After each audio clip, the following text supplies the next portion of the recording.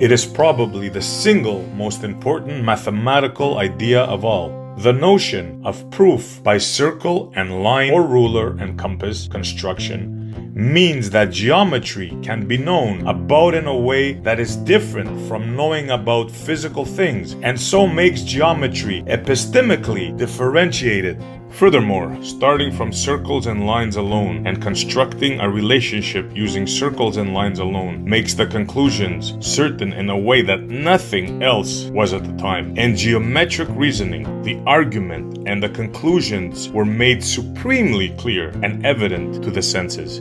Indeed, the concept of proof, a mechanism that gave a warrant for claiming geometry to be perfectly and absolutely true, made geometry the very paradigm of what we mean true and certain knowledge to be. In effect, in our understanding of nature, true means true, like geometry is true. Come go with me. Open your mind.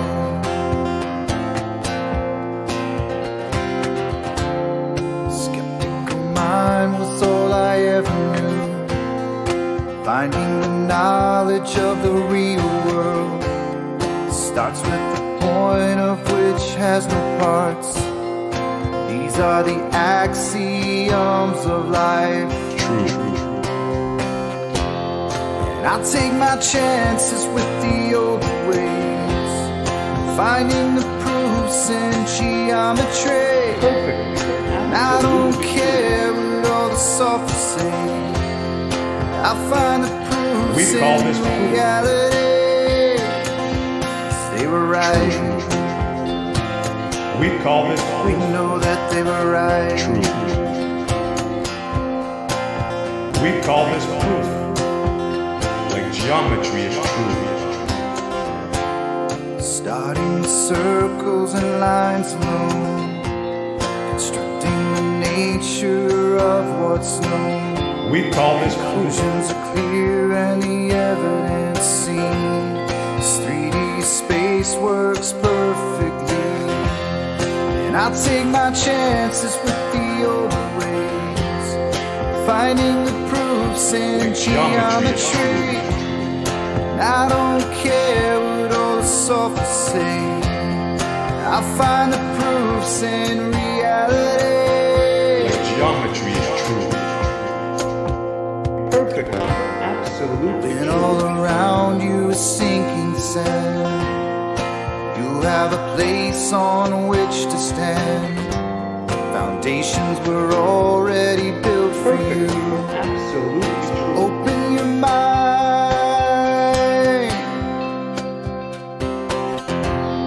And I'll take my chances with the older ways, hearing the words of what the ancients said. They say my words sound like sorcery, but there's wisdom in all honesty.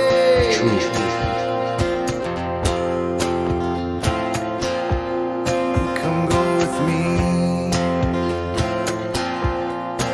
Open your mind. Come go with me. We'll find truth. True. And we are live. Welcome everyone. It's Wednesday, isn't it? Hump day. Traditional hump day. But it's all changing, isn't it? The arena, it's coming to an end. At least for us anyway. It's painful to do the model thing. I've had enough. People obsessed with models. Can't talk about anything else.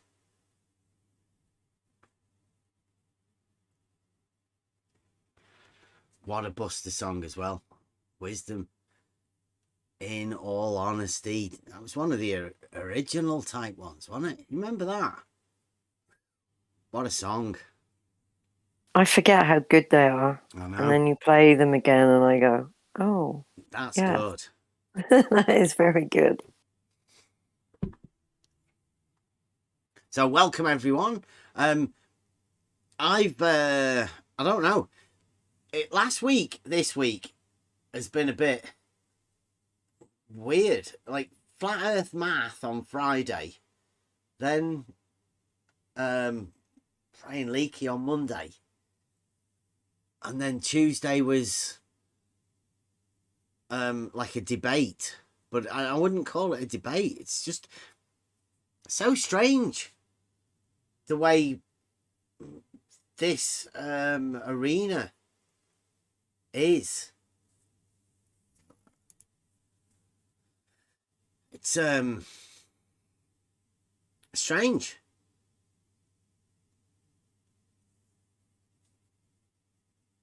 It's Pride Month. Doing our best.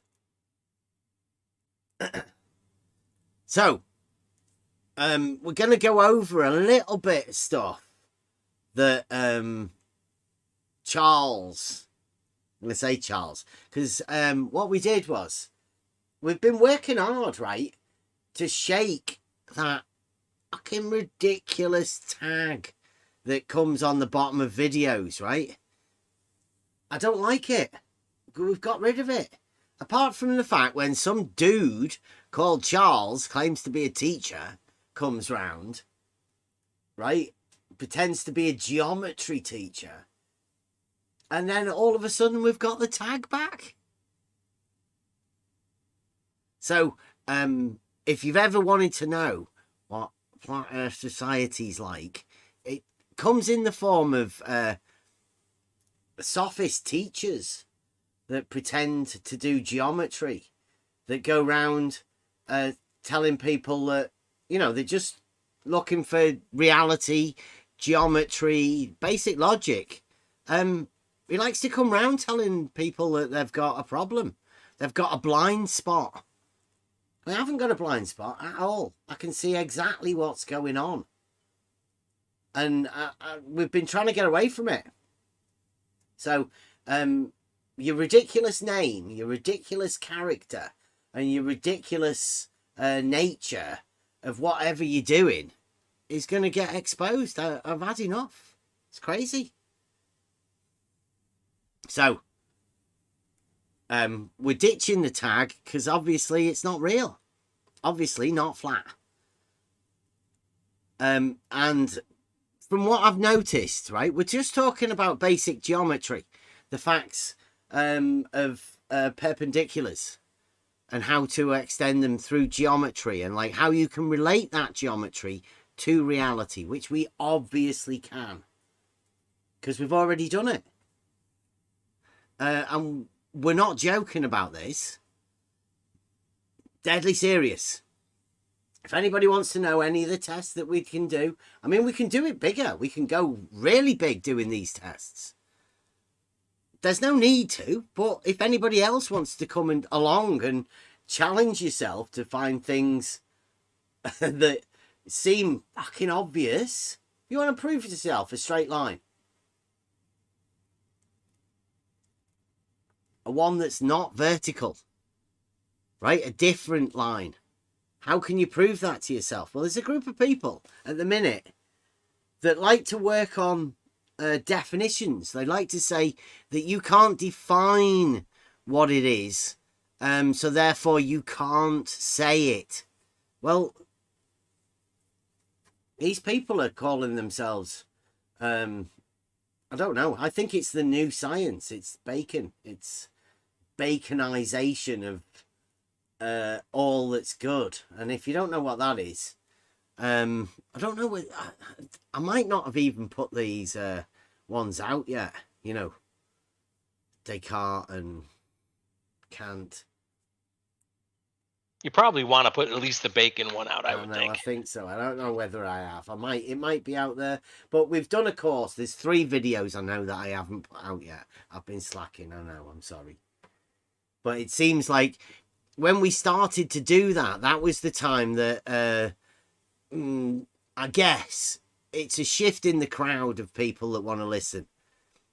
It's a slightly different take on philosophy, and philosophy and physics seem to go hand in hand. Yet this arena that we're in like to claim themselves masters of mathematics and physics.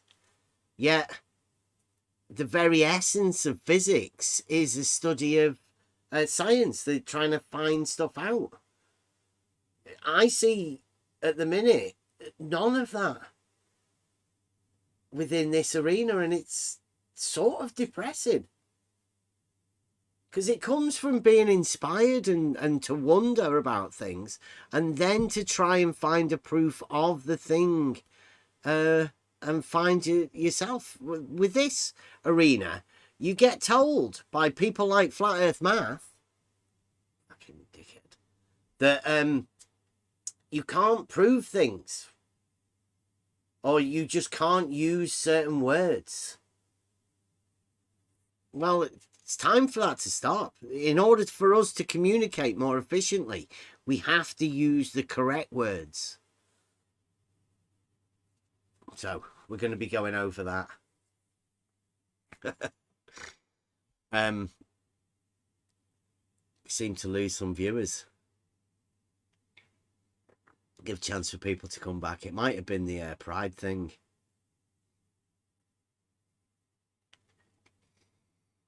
Might be a turn off. You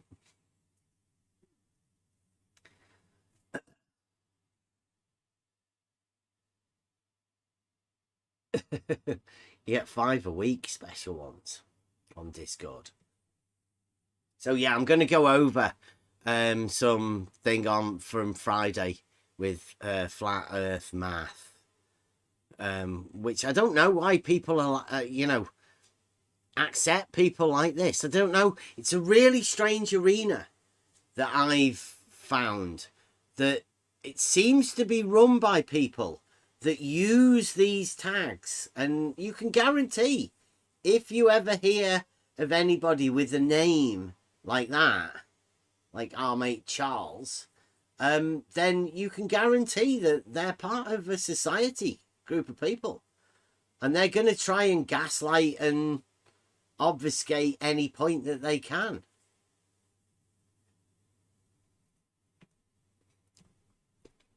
They've invented words. Words are, they're just used to describe things, aren't they? So the definitions of things came from what they are. You don't just call things something. You have a name for the thing because it describes the thing. We go back to the Trivium, right?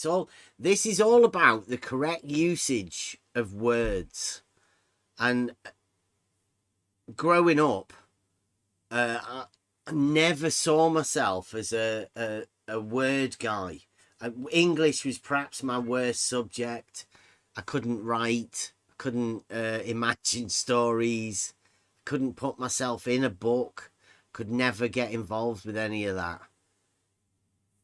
But I think it was Raven, thank you very much, Raven, that brought the Trivium round, that gave me the idea that the words, there was a logical formulation to the words also.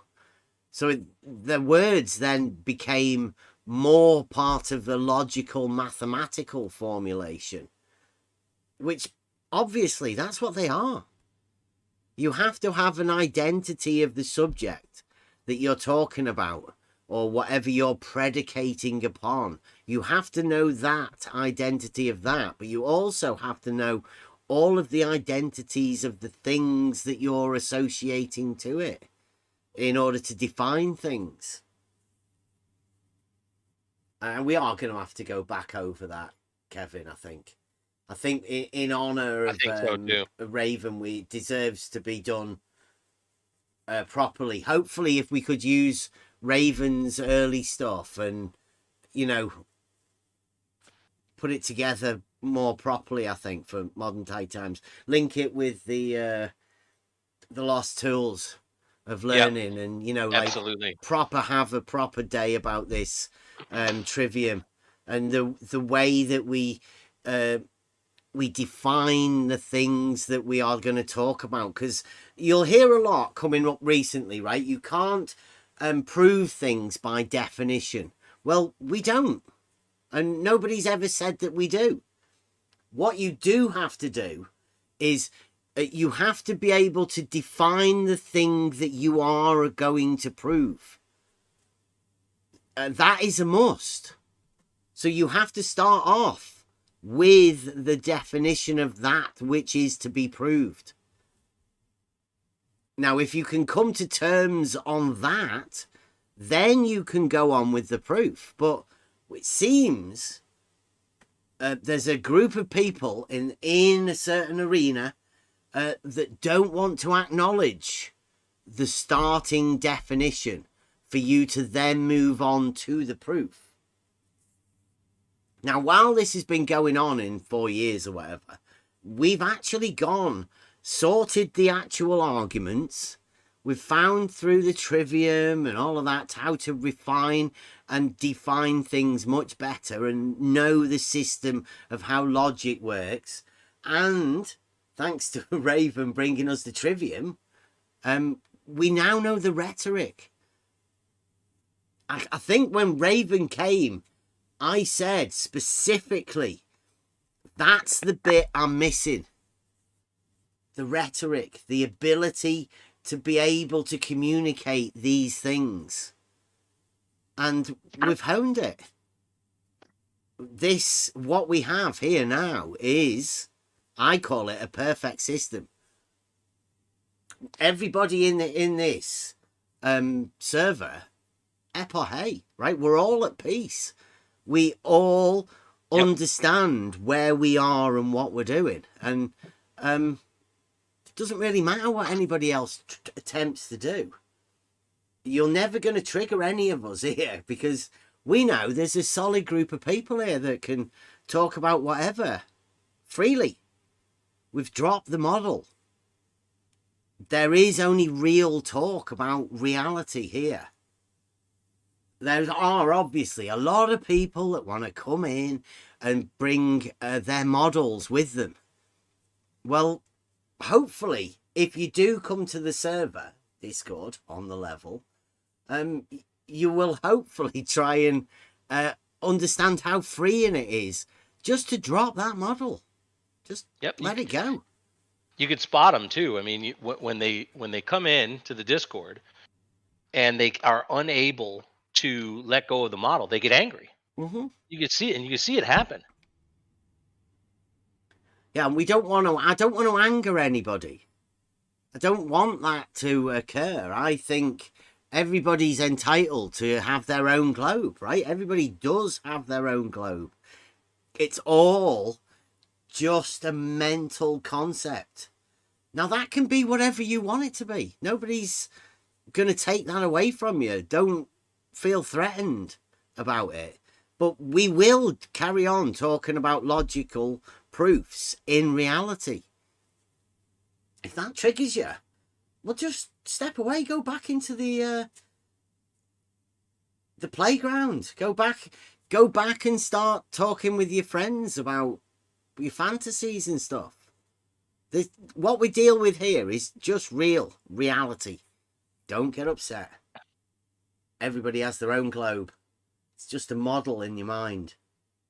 If you drop it, like I'd say 99% of people out there, real world, they're not aware of what their globes are. They're just going on living their lives. There's no need. Nothing's ever going to change. Reality's still going to be the same. They're just unaware of the model. And personally, I think it's dangerous. I think grasping that model and trying to release the model, once you realise it's been placed there, it's in your mind. You're not even aware of it. But once you are made aware of the model, you try and either make it real, or you try and fight it. And those are the two responses that I think everybody goes through whenever anybody mentions any of this. So just don't mention it. Forget about it. Release the model. Epoche is a wonderful thing, but in order to embrace epoche, you need to realize the contradictions. If you don't realize the contradictions, then epoche is not going to be any use to you. Epoche is just releasing dogma. Anything that's got anything to do with dogma, i.e. stuff that you can't prove, stuff that you've just been told, just release it. There's no need. You don't have to have any opinions on any dogma or anything. It's not really relevant. When people can do that, then hey, that's when I think people will stop losing the model. It is the pride. Everybody should be okay with pride, right? It's Pride Month. Come on, support it.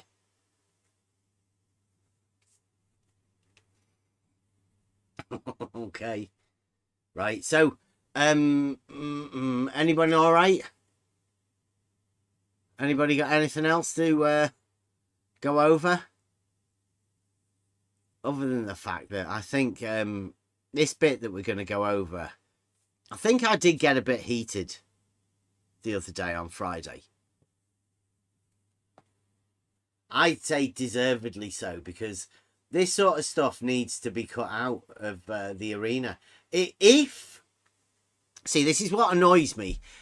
We are the only people that are talking about this sort of stuff. Actual proofs, right? Come to realizations of different things. And there are some really obvious logical problems. And through finding logic, you can easily spot contradictions, fallacies. You may not know the names of all of the fallacies, but if you have a good, firm understanding of logic, you can see the contradictions. You can see the fallacies.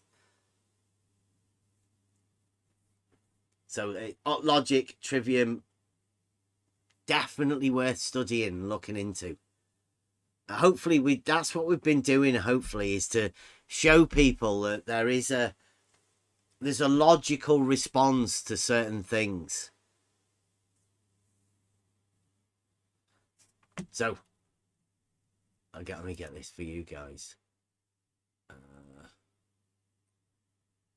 This one, I think.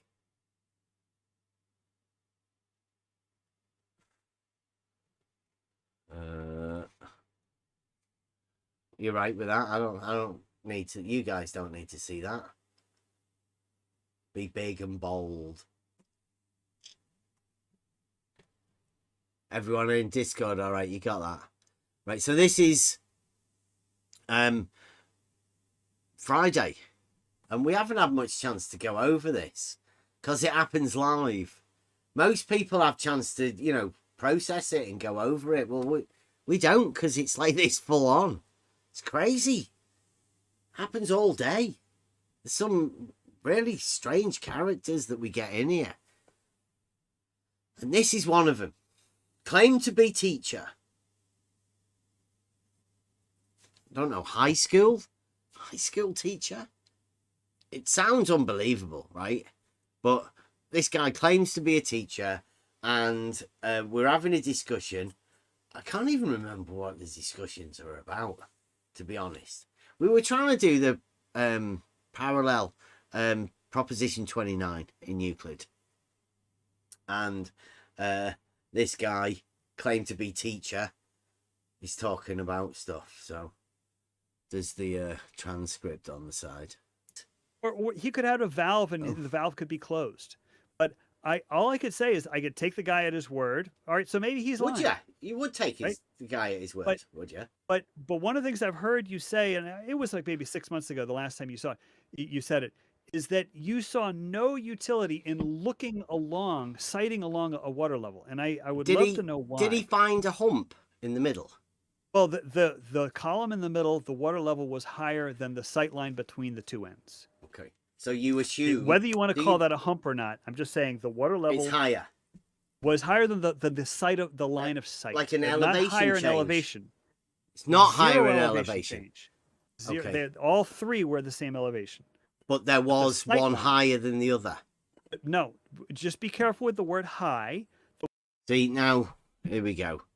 This claimed to be a geometry teacher tells me to be careful with the word high, even though he's just used higher.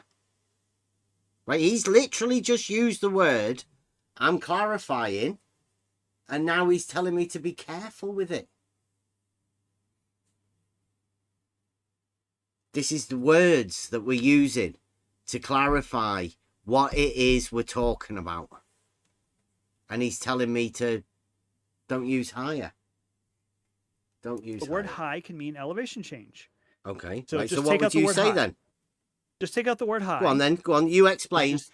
So you have a sight line. So we had a telescope at one end, and he sighted into the other end. And Yeah, horizontal. The water column. Was in it the middle- horizontal? No, that's not a horizontal. Okay. It was just point to point. Okay. So they were Okay. all dropping from the horizontal, right?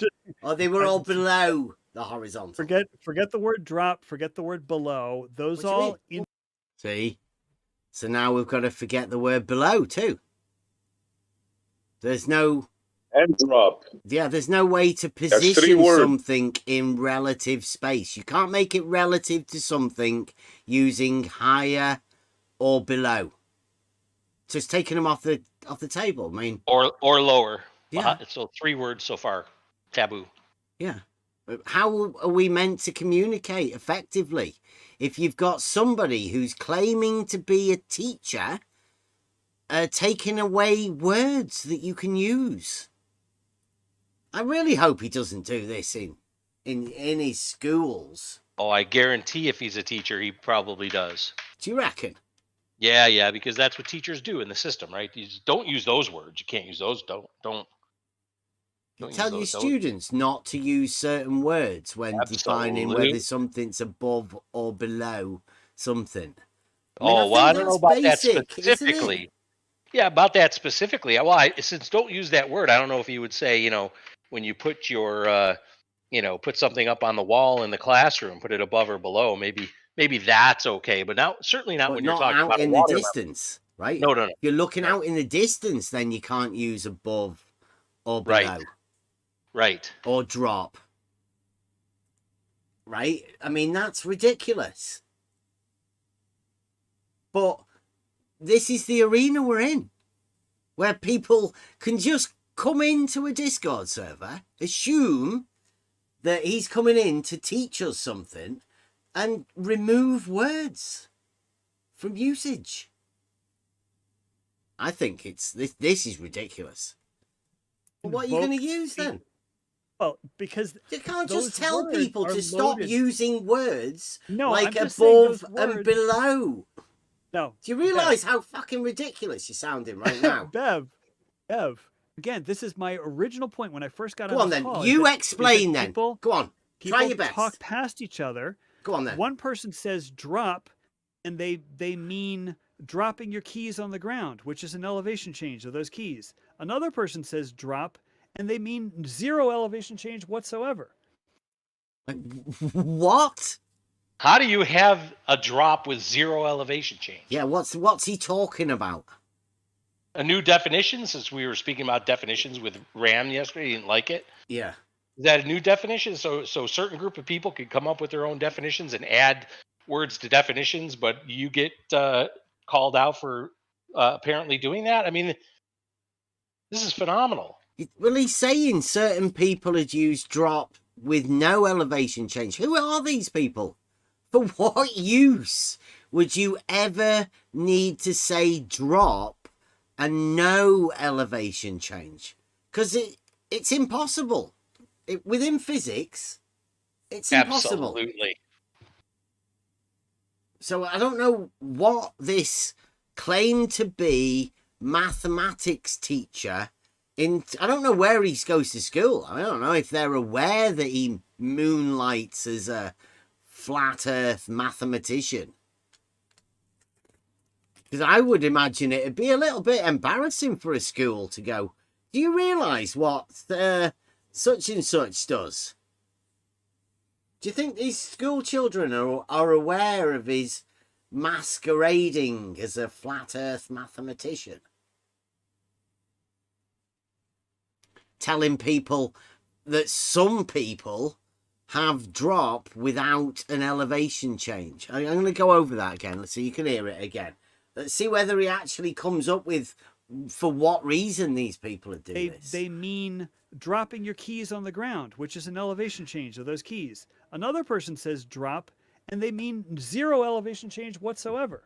Okay, so it's like you just got to be careful with these words. They could be loaded. Go on then. It could be loaded. It could be loaded words. What like the heck drop. is he talking about? It's sheer nonsense. Yeah. This is what you've got to look forward to in the arena, right? People coming round saying you can't use these words because we want to make up something that's absolutely impossible, but it could be loaded, right? You could be upsetting these people who want to have this drop without any elevation change. You could upset them. And it's Pride Month. I mean, shouldn't they be allowed to have different meanings of words that seem contradictory? Not in physics. Well, somebody should tell the physics guy in his college. I don't know whether he does that as well. He might be also a physics teacher. He's a sophist, right? Anyone thinks he is actually a teacher? What are we going to say? Is anybody... What are the odds? If you were to give odds that this guy's actually a teacher, what would you say? Remember, there was a rumour that a guy called Conspiracy Cat was a teacher as well. I claim that false. No, he's never been a teacher, and he's never put up to say that he is. He's done a ranty and just fluffed his way through it, right? Yeah, I know a lot of these teachers who claim to be teachers, even if they're teachers, and yeah, I would put it at probably 70-80% that he is a teacher. Yeah. Would be my guess. But what are they teaching? Well, remember as well, right?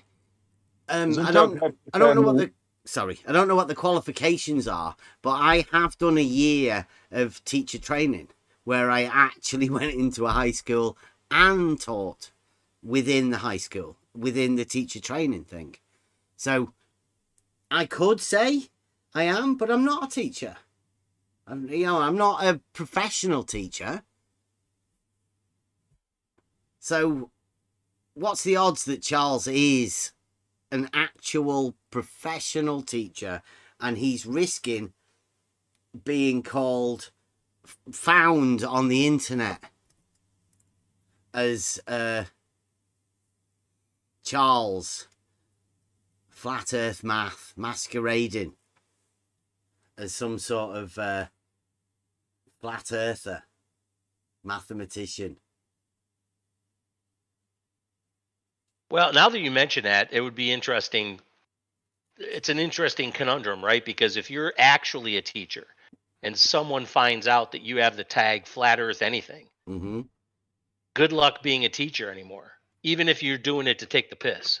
Yeah. Oh, I'm doing it to teach them. Oh, really? Yeah. Yeah.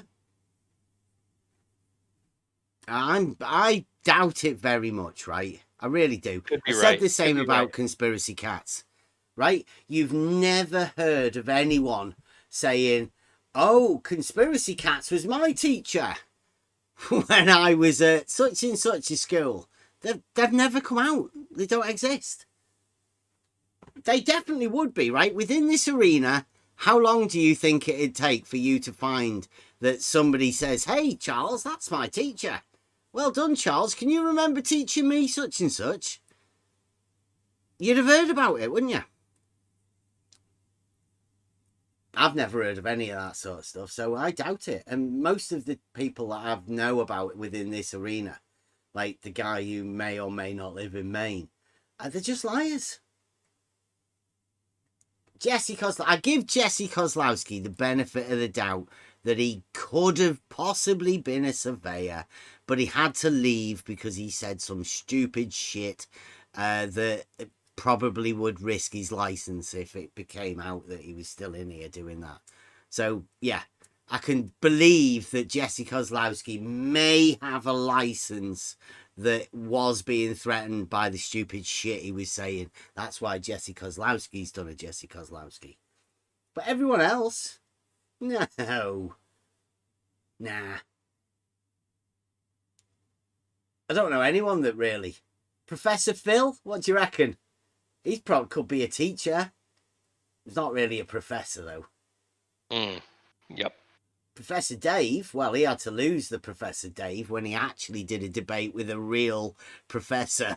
he ditched it. He became just Dave. So he gave that one up, right? That's just a character. Mostly characters within the arena. This is a ridiculous character.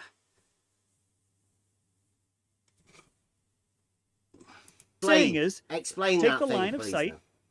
Take the line of sight between the first column, the first tube of black Line of liquid, sight. to the third column, the far column, and just see where the middle column lines up. Mhm. There was a displacement. Okay. Yeah, go on. And I would love to use the word HIGH, but But there you've was took, a water you've level. took that out of your. There's a water level, and so all three columns were level. Okay, that's kind of what I thought you meant when you said equipotential. So there's no difference, right? The water was at rest. When you were looking through it, there was no difference. No, the water level of the third one appeared to be deviated from the line of sight. No, that's the middle one, the second one. Yeah, the right? middle one. The middle one did not line up visually. Actually, when you say that, personal aspect. did you see any of the line of sight? No, he didn't include it in his video. He just wrote about it. So in you're the just description. taking his word for it, Absolutely. like a guy from Maine writing it down in his book. The guy who's probably not from Maine, he's probably Yeah. not a surveyor. Yeah. But Well, he's it's very definitely not a similar to the surveyor. old Bedford level with Wallace.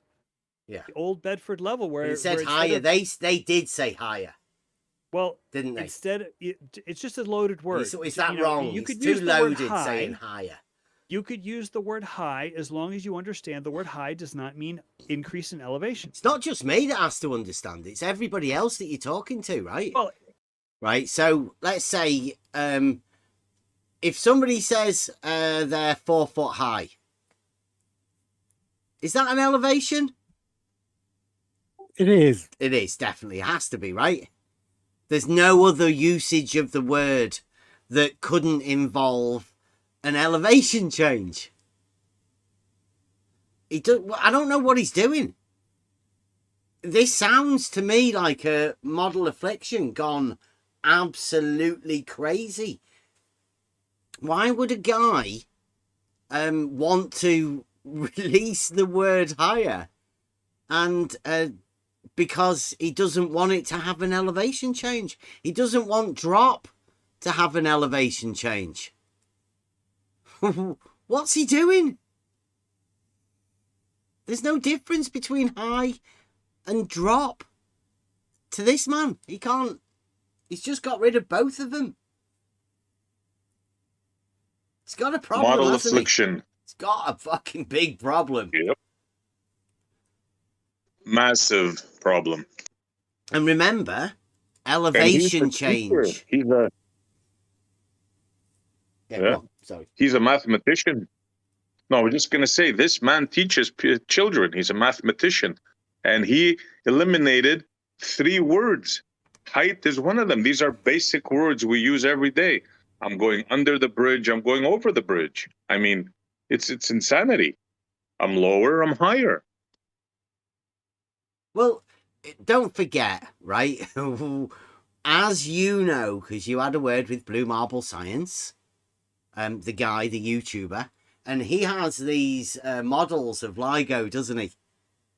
That are supposedly on a horizontal plane, built on a plane, but there's elevation changes. Now, do you think Charles might want to have these 4-foot elevation changes not being higher or lower or dropping from one relative to the other? Do you think that might be what he's trying to get at here?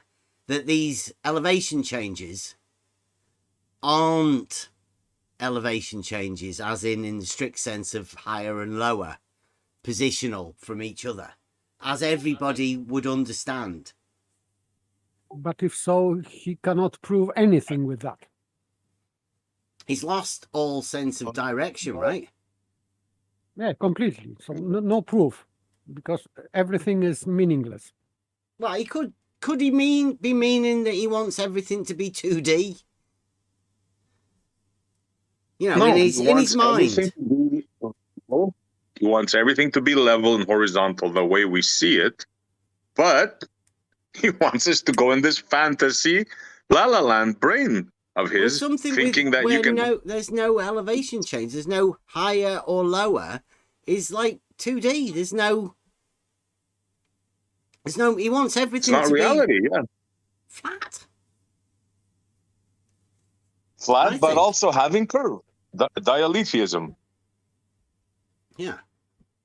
Because, like we said, I've said all along, the Earth is not flat, but level is horizontal.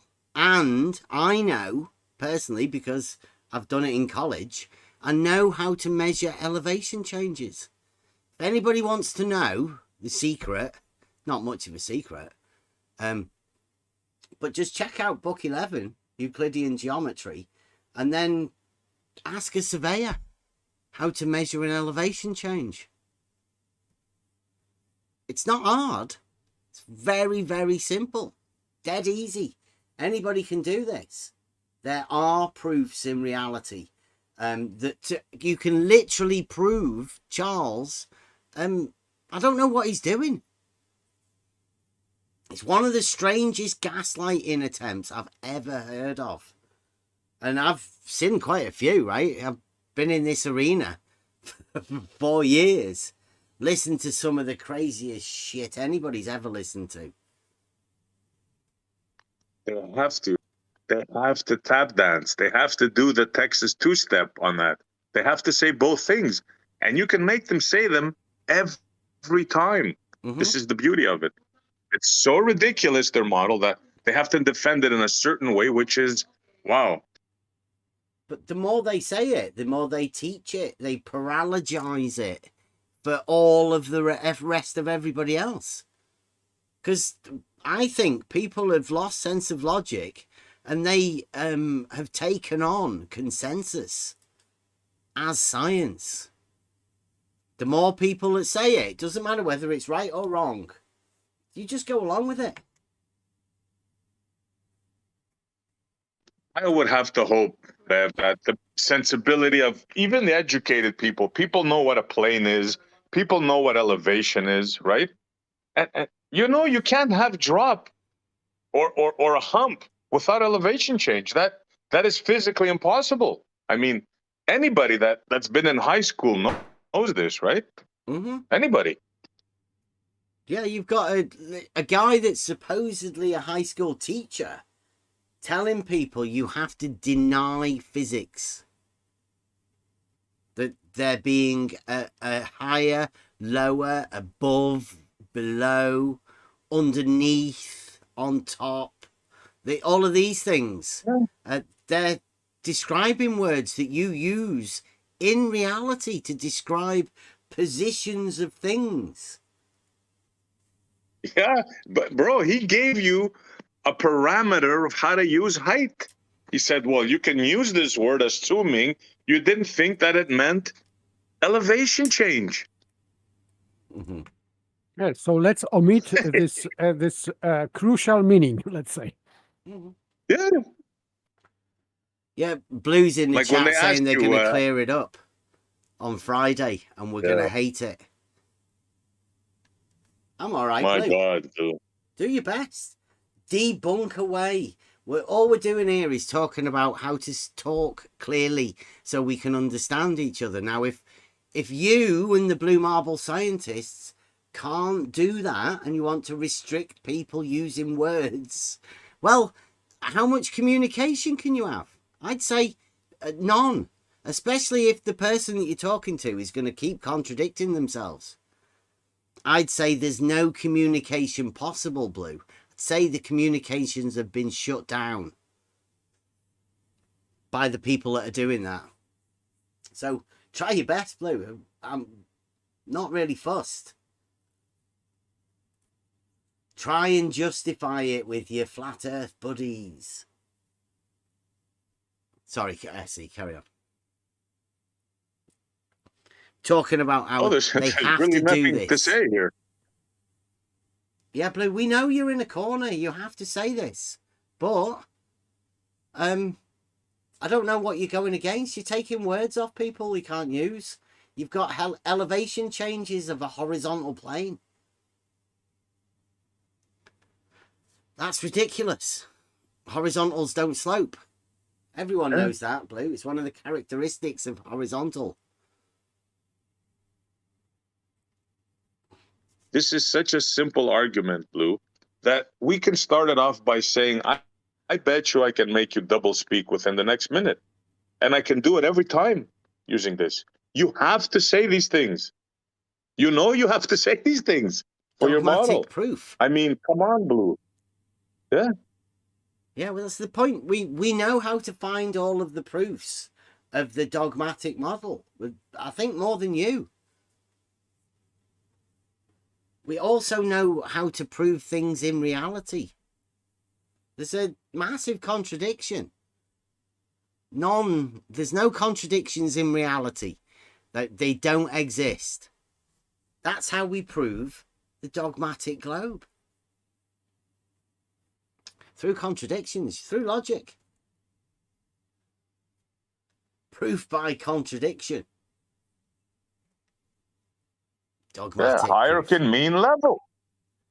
Higher, you can change higher to mean level, according to these people. Drop also means level. Yeah, Why drop not? can also mean the same thing, yeah. Yeah. Heck, let's make horizontal. Let's make vertical level as well. Why not? While we're at it, At least parallel to it. It's crazy, right? But we went over this. If you have an axiomatic system, right, a perfect one like a Euclid, it's called an unexploded system because it's perfect, right? It holds true to itself, and everything is formulated on proofs of where it came from, right? Much like definitions of words, you state what they're the same as, and then you state the difference. Then you go and prove the thing is the thing. It's not the same as the other one, right? It's got a difference. That's the way Euclid's axiomatic system is formed. Now, if you interject a contradiction anywhere, doesn't matter, at any point along the entire system, if you put a contradiction in there and allow for that contradiction, then you can always use that contradiction to literally make anything happen. It's what you call an exploded logical system. You can use a contradiction to make anything happen within your logical system. So obviously it doesn't stand true if you can make anything happen. You can't have proofs within that system. So the logic, the geometry that we do use is as close to that we can get. And we try and link all of the proofs to that logical system. And that's why we call it proof for proof. Because we'll start at the base and try and relate it to reality from the base of this system and keep working up. Proofs all the way from the start to the thing that you're going to prove. But what you normally do is you start off with a definition of that which is that you're going to prove. What these guys are doing, Flat Earth Math, it's claimed to be teacher called Charles somewhere in America. He is trying to remove words for you to be able to use to describe your proofs. Taking words off the table. It's ridiculous. But hey, it's 2023. Blue marble science. It's changed science a little bit. I'm not too sure whether people are aware of what the teachers are teaching the children in the schools. This man claims to be one of them. Not so sure he is. It's just that. Would That's you why I try to normally have explain this to precision people? of language. Now, yeah, like now we're going to talk about something that's an equal elevation, but we're not allowed to say higher or lower because you Well, might I get just confused that it's not really an equal elevation because that would interpret as slope. I'm just saying precision of language is helpful. Okay? To And that's who? one of the big tells. It just sounds like you're obfuscating to me. No, Sounds like no, you're that's- being slimy with your word use in order No, for I'm you trying to to be be able to very confuse specific. people. Very specific. With my I'd say word the use. dogmatic globe is telling you that you have to be very careful with the words you're using. I don't. But one of the biggest Wait, tells wait. of the entire arena is when one side insists on precision of language and the other side insists on no precision of language. I kind of know which side I'm going to be on. See, It's he, projection. Yeah, well, he Projection. says that he's Immediately. using precision of language. And he's but not. He took he's- words off the table. Yeah, he's removing Yeah. words. Slimy fuck. Yep, exactly opposite. This is what they do. Yeah. And now I don't know whether that's in his own mind or whether he realizes he's doing that, but it is plain to see that that's a teacher that's took words off the table and now he's trying to tell you that he's the one with the precision of word usage. Yep. Let me ask you guys, how do you think that would go in a formal debate when your opponent says, you know what, I want to remove these 3 words? How do you think the moderator would react to that? Talking Well, about then- a water level, right? And its purpose is elevation, and he wants to remove higher, lower, drop. Yeah, I don't think that'd work, right? It's like tying your opponent's fucking arms behind his back. Well, and then at the same time, though, the thing is, Essie, at the same time in a debate, then saying precision of language or precision of words. Yeah. It's like, dude, you just took Yeah. 3 words off the table. Exactly. Well, good catch there. Yeah. It's like, what do you think you're doing? Who do you think you're talking to? Like, seriously, man. It is ridiculous, isn't it? Now, this guy's claiming to be a teacher. Now, I hope this isn't the sort of stuff that goes on in the classroom because can you imagine sending your kid to school, having this occur? This is gaslighting. Like, what if your kid decided to come home and tell you that you can't use certain words because you're the one that's being more useful, you're being more strategic with your word usage by stopping your parents from saying certain things?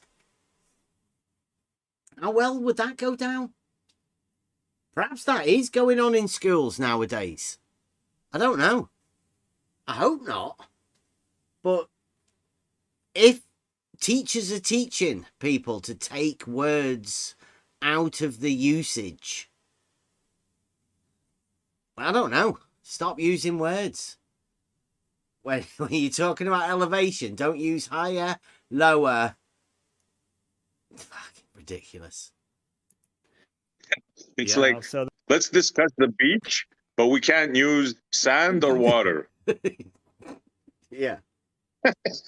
Or the sun. Yeah. Deck chairs. Can't use that. All yeah. No. Out sunglasses, gone. Well, that's a tell. All right. Definitely a tell for me, because you're the one that's trying to use Oh, weasel it's funny. words and trying to No, not mess weasel about. words. Yeah, it precision is. of language. Precision Okay, of because language. the thing is, Bev, and you've done this, you've seen this live. Let's bring up Merriam-Webster, let's bring up Oxford, and you have a word, and there's like 3 numbered definitions. Maybe there's 5 numbered definitions. So if you have one word and there's literally 5 definitions, then maybe we can be more precise when we I don't use give a that word shit in about context. definitions, right? I I'm know just saying, that the precision of language. definitions are given, especially if they're geometric, right? They aren't just words that people use. If they're geometric terms, they are proven to have that definition. They are defined by that word, right? And Right, it but doesn't there's also change. context. It's not also a straight line and also a circle, because a straight line and a circle geometrically are opposed to one another. Well, They're not the in same. terms of spherical geometry, people can use the word straight line, the phrase You straight don't line. have power. So here we go, right? Straight in. He's just took words off the table, and now he's saying, with the terms of something else, he can change the definition of a word. Yeah, so he's changing language. Let's talk my language. Yeah. That's it. This is slimy tactics. Yeah. This will get thrown out of any debate. Absolutely. No, absolutely. Yeah. Not real debate. No, he would be ridiculed automatically. He wouldn't even approach any serious debate with that kind of thinking. Remember, he's the one that's coming here to have this discussion. I think this was on the list of things that he had to do, right? So we've just gone from talking about a water level and him taking the definition higher, lower, above, below, drop, all of that. And now he's introducing nonsense geometry that I don't think he even understands himself what he's talking about when he says this, right? So there we go. This is the parallel lines, though, in that fictitious thing that you've got. You don't even have perpendiculars. That's Okay, why you want to parallel weasel. perpendicular. You don't said have straight lines. You say straight line. You don't Right, we have all know straight what that lines. means. Okay, you say straight line. We all know what that means in Cartesian Everybody coordinates. knows what straight is, yes. Okay, right. But what I'm saying is, if we change the context, You can't change the spherical- no, no. context of straight. yes, I'm just saying, let's Fucking change the stupid. context. I'm just saying, let's change the context of straight. I mean, Yes, but how why? fucking Why? ridiculous is that? And he's not giving a good reason for that. No. Just change. Let's change. Yeah, Let's where's change. sufficient cause? For what purpose? Give us a reason for you to want to change straight, for fuck's sake. This gets me annoyed, this. Like, how Yes, can you have it is. somebody gaslight you so much that he wants to change straight? I hope people can see this. Because this is, we've been here for 4 years doing this. And now you've got people coming around gaslighting about straight. Yeah. The argument is so strong. We brought them to a point where now they have to change words, the meaning of words, because the hump and the drop are just too powerful for them. They're can't still do it. going to deal with straight, right? Now, Yep. that's where we are. It's 2023. People want to change straight. And the only reason they want to change straight because dogmatic globe model. Not reality, just dogmatic globe model. Blue marble science. Somebody's told them back in the 1600s that science doesn't have any deductive proof anymore. You've got to remove it. And what they've done is, over so long, they've ended up trying to... they've got away with it for so long, this group of people, that they've now imagined that they can go into geometry and just remove the deductive logic from geometry. And just imagine something different than not that. Fucking, it's ridiculous. Absolutely fucking ridiculous. Claim to be teacher wanting to change straight. I don't even think he knows what he's doing or what happens to a mind that allows this. Your whole understanding, of course, straight stays straight, but what happens to the mind, right? If the mind's allowed to comprehend that straight as being different, you're allowing your mind, your logical system, your internal logical system to have this contradiction. And if you accept that contradiction, well, in logic, anything can happen. If you're dealing with your mind, I call that insanity. And that's what you've got to look forward to if you want to take this on as a sort of a possibility of it being real. You remove straight, obviously knowing that straight in reality is straight, but you add a contradiction for a dogmatic model. Dangerous. Straight. Petey's just put in the chat. Go on, sorry. I'll go and get this. Carry on, Essie. Not only that, no, I was going to say, not only that, you have to take out height from your vocabulary and drop from your vocabulary, or at least change the meaning of it to mean straight level, maybe. I mean, yeah.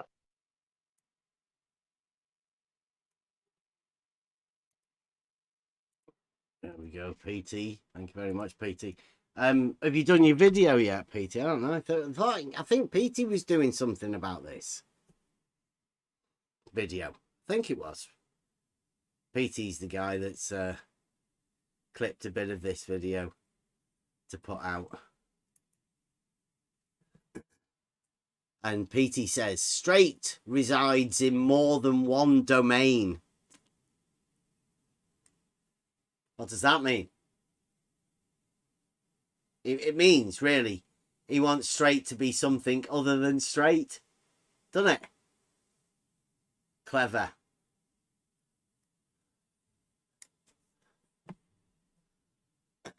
Yeah, we heard it all, my friend. We heard it all. Yep. A domain. Putting straight in more than one domain. Crazy. Somebody did once tell me that. I would say that somebody told me a straight line is straight in the 7th dimension, but curves in the 8th dimension. Well, this is domain. I would say property, but yes, straightness is property of many things, but I wouldn't name it domain. Okay.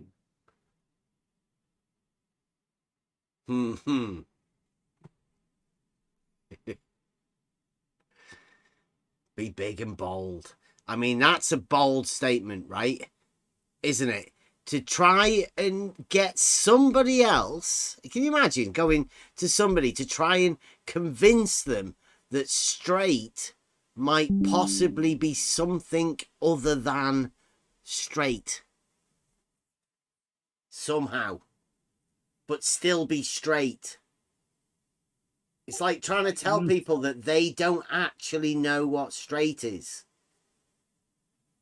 Really? No, I would say that this is impossible. You can say mm, uh, this about curve because you can say that this curve is different from another curve because there are many curves, but straight is only one. You cannot have 2 or 3 kinds of straight lines. The straight is only one. Yeah, There are straight many is curves. what it is. Yeah, so many curves, of course. Yes, we can agree. So if you say curve, you have to define what kind of curve you are meaning. But if you are saying straight, there is only one. Yeah. So there's just nonsense about another straightness. There is only one. Yeah, obviously, in reality, straight is what it is. Right? You know that. You can prove it. Verticals, a plumb bob hanging down by a straight, right? Everybody knows what that is. So I think what he's actually doing, he's trying to gaslight you that what you think straight is, right? You might be wrong about it because blue marble scientists have like trying to conceptualize a different straight that you might have in a different context that somebody else might be imagining straight in this other thing, and you might have to accept their form of straightness within to your argument, right? I think that's what he's trying to do. Just it's like a really weird form of sophistry, but gaslighting of the mental kind. I think it's pretty dangerous, really. Because you don't want to be doing this to young minds. I would say not, anyway. This is something that, I mean, I don't even think adults should be dealing with it. I don't think they're equipped to. I can't even see the purpose for anybody wanting to do this. Well, they're all messed up. Listen to people telling them there's 11 dimensions and, you know, all this space-time curvature and fabrics, and yeah, they're all messed up. Yeah. So let's see where he's going. Are you coming in? No, I am just saying that they are just inventing new words without meaning or strict meaning, and they call this language scientific. For me, this is gibberish. It's fabrics or whatever.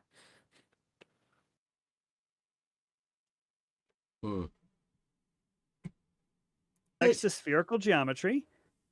And now the phrase straight line takes on a slightly different meaning. It's a line, the That's shortest why you path.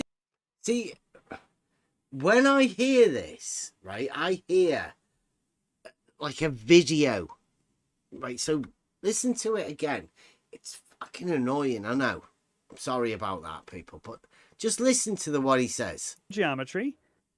And now the phrase straight line takes on a slightly different meaning.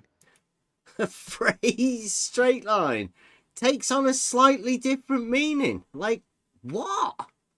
There is only one meaning, so no. And this word slightly, what does it even mean? You cannot be, it cannot be straight and slightly not straight, because slightly not straight means not straight. And So, the phrase straight line, is that the same as an actual straight line? Or is it just the phrase straight line that he's talking about, right?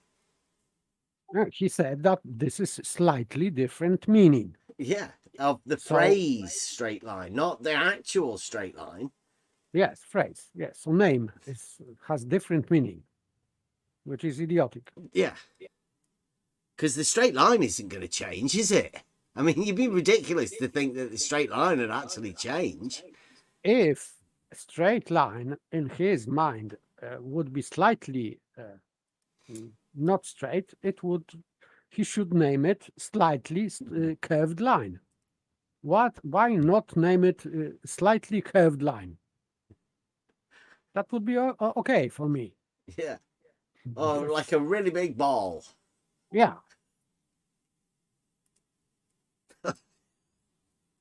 At least it would be honest, wouldn't it? Right? Instead of him trying to gaslight somebody else into a slightly different meaning of straight. Yes, not that. So, but we have word for not slightly not straight. We have slightly curved. Yeah. So that's okay. It might be coming out as slightly straight, slightly different term of straight. It being Pride Month, of course. It's a And by the way, line, slightly the That's shortest. why. Sorry, go on. slightly applies to curve because it can be more or less curved, but not too straight. This is just like to be pregnant or to be not pregnant. You cannot be slightly pregnant. This is just nonsense. So the same curve about would depend straight. on scale, wouldn't it? Like mathematically, a curve is just like it can be anything at any scale. So you would need to be able to put a higher or lower reference somewhere to be able to show slightly over a distance, right? You would need your straight lines to be able to show the difference and how slightly curving it actually is. Yes, absolutely. But he's lost above and below, right? He doesn't want any definitions of higher or lower with his slightly. Yes, so but it applies to curve, not to straight. You cannot say slightly straight line. This is just nonsense. If you can say slightly curved line. I would understand that expression, but slightly straight line. What does it even mean? Yeah. So you could be Mike puts up there, yeah. You could be maybe spherically gay, could you? Just a slightly different meaning of straight. You know, I could take on, couldn't it? Pride Month. Let's go. Big Blue. You still think you can have right angles, isn't it? Because you imagine these curves being straight. Let's finish this thought. I think everybody can see the trick. I hope everybody can see the trick. That Bev, you've done to yourself this, right? Oh my goodness, Bev. You have done this to yourself. Oh my goodness, Bev. Would you agree that the phrase straight line could be synonymous with the shortest path between 2 points? It is the shortest path between 2 points. See that? Would you say that's okay? A straight line, the shortest path between 2 points. Shortest distance, yes, but shortest path is always straight. Yeah. Straight line is the shortest path, shortest distance, shortest amount measurable, shortest, like the shortest, whatever. It doesn't really make any difference between the two. Can't be any shorter than the shortest. And if it were longer, it wouldn't be the shortest. Straight line. Obviously.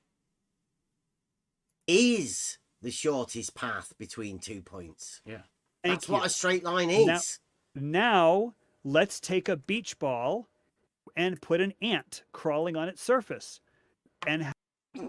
Right. This is a maths teacher. A mathematics teacher who's talking about a straight line being the shortest path between 2 points. Now, if you reckon he's a mathematics teacher in a high school, do you reckon he's ever used this as an analogy for a straight line? Sounds like the sort of guy that would have used this before many times. Yes, and on the ball. Yes, And it is on a good beach analogy. ball. beach ball, a good analogy to straight line. Yeah, perfect. Perfect for high school demonstrations. Just imagine yourself as an ant on a beach ball. I'll go back a bit just so we can hear it. 2 points. That's what a straight line is. Now, let's take a beach ball and put an ant crawling on its surface and have it take the shortest path between 2 points on that beach ball. See, now, do you want to hear Buster Song with that in it? Because that was a perfect cut, that. Now, take an ant and put it on a beach ball. We might even be able to get Blue, or a really big ball. To do like a flat earth math and Blue. I think that's good. You know, That's I good. asked yesterday if anybody, like I challenged anyone to come up with a better or more non sequitur statement than Blue. I think Charles is right up there. It's fighting good, with isn't Blue on it. Yeah. I'm a straight teacher line. sticker, right? I teach high school mathematics, geometry, ant on a beach ball. We were saying it's been quite a while since we've heard that. I mean, that is about 2018, maybe sometime, a couple of times we heard it in 2020, but it's not been around for that. You know, it's been missing for a while. The old ant on a basketball, but a beach ball. It's got bigger. Ant on a beach ball. Maths teacher, this guy. Claims to be a maths teacher anyway. You don't have kids in high school, do you? That is called a straight line, Bev. I can't believe I just did that to you. I can't believe he just did that to me. Do you want to hear that again? Like, look. He thinks this is a trick, what he just did. You can see And he thinks he's done it to you. Yeah. Yeah, the old ant on a beach ball. Like, imagine an ant on a beach ball and then like, ah. Yes, he thinks that he performed a trick very well. So Yeah, nobody noticed. I think Pete has made a video of this where they think that they've tricked me into doing it. So listen again, just to make sure that So, Bev, you've done to yourself this, right? Oh my goodness, Bev. You have done this. Just told him it's a trick. Oh my that goodness, he's doing Bev. to himself. Would you agree that the phrase straight line it could be synonymous with the shortest path between 2 points? It is the shortest path between 2 points. That's what a straight line is. Now, let's take a beach ball and put an ant crawling on its surface and have it take the shortest path between 2 points on that beach ball. Impossible. That is called a straight line, Bev. I can't believe I just did that to you. It's not a straight line. It's like fucking jumping up and down like a little schoolgirl, fucking clapping his hands, going, I do well. Yeah. He doesn't notice that you have in his scenario we have a surface which doesn't allow straight lines. And we are talking in geometry about ideal straight line, not on beach ball or whatever. So we are talking about straight line, on concept of straight line. And concept of straight line is always the same. Shortest distance between 2 points, which cannot be, and representation of this straight line cannot be produced on a curved surface like beach ball. So we cannot obtain straight line on beach ball. So sorry, only on the sheet of paper, not curved. Do you want to hear that again? I have to go back and listen to that because I think this is cheesy as fuck. Even the setup, like he rushed into it. It's terrible. Would you agree that the phrase straight line it could be synonymous with the shortest path between 2 points? It is the shortest path between 2 points. It is a straight line. That's what a straight line is. Now, let's take a beach ball and put an ant crawling on its surface and have it take the shortest path between 2 points on that beach ball. That is called a straight line, Bev. I can't believe I just It's did that to you. not a I'm straight teasing. line. Can't believe I just did that to you. It's like he can't believe he put a beach ball there with an ant on it. Because that's cheesy as fuck, like I said, and nobody's done that in a few years. So for Charles to think that's anything of anything. Yeah, I don't understand why he doesn't understand that what he depicted is not the shortest distance between 2 points. So, and he's laughing like a child that he make a good trick. He didn't show shortest distance between 2 points, but he thinks that he showed. I don't know. And if you go back and listen to his words again, he did say shortest, I guess he used the word path, shortest path between 2 points, but he did not specifically restrict it to the surface of the beach ball, which means that it is impossible for the ant to take the shortest path between those 2 points on the beach ball, because it would have to go inside of the ball. Yes, that's why I always say if someone is like Brenda wrote that this shorter than shortest. So I always ask in space, because if you say in space, the case is closed. Then therefore not on the surface of whatever, just in space.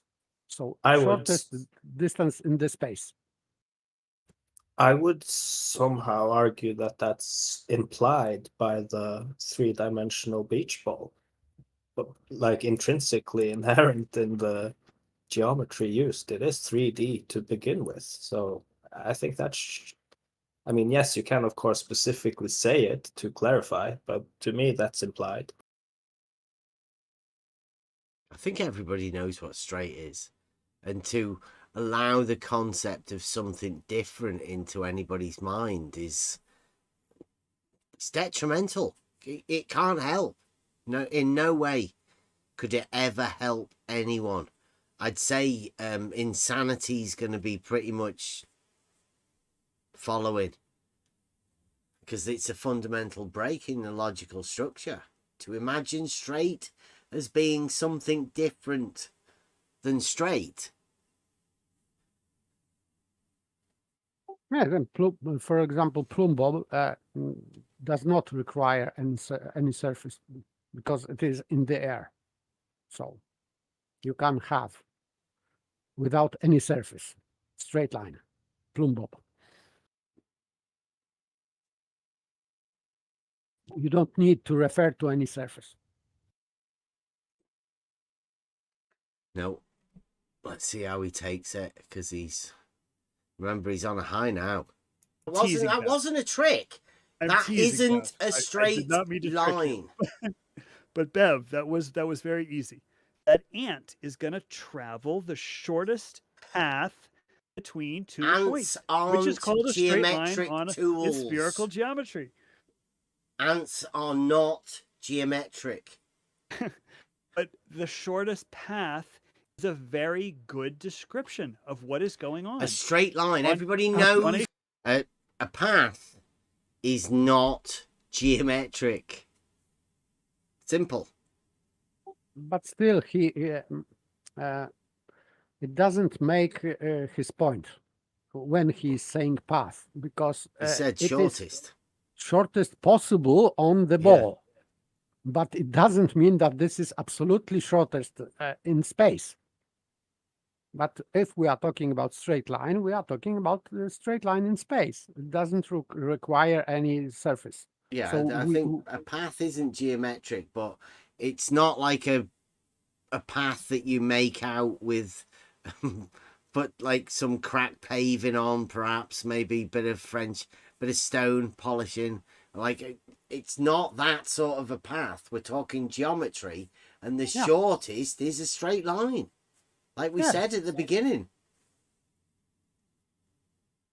Yeah, so on the ball, you cannot have straight line, but you can have plumb bob. So in reality, you can have a straight line, but on the ball, on the surface of the ball, you cannot. That is impossible. Surface of constant curvature. You can't have a straight line on that. Yeah. You can allow your mind to believe it's a straight line, but it's not a straight line. That's where the problem comes in. If you can allow yourself to believe it's a straight line, then what happens to the straight line that was in your mind to start off with? Because this straight line isn't the same as a straight line. It's dangerous. It's like a conspiracy theory, right? That straight lines can be something other than straight lines. Imagine Yes, trying to do that. So it means that you are holding two meanings of the same thing. So no, or otherwise, you have two things with one wording. So it doesn't make any sense. Law of identity violation. Absolutely. Yeah, at the most fundamental level, right? Can't start anywhere else. The law of identity is where you start with doing anything. And if you violate the law of identity for straight, then what hope have you got? What else can you go to, right? If you're willing to violate the law of identity for something, well, I'd say the most fundamental. You can't have a point, right? You can't violate the identity of a point because it's nothing. It doesn't exist. But the next step is the straight line. Shortest distance between 2 points.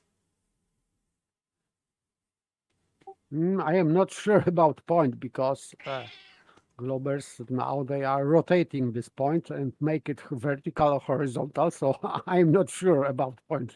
But that of which has no parts. I mean, yeah, you can have it being whatever you want. It doesn't exist. It's a nothing. So it can be a nothing of anything you imagine. It's still going to be nothing. yeah.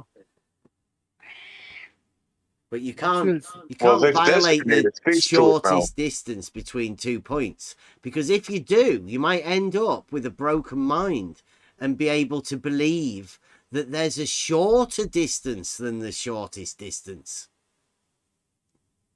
Well, Bob did it. I know, that's what I say, broken minds. That's what happens.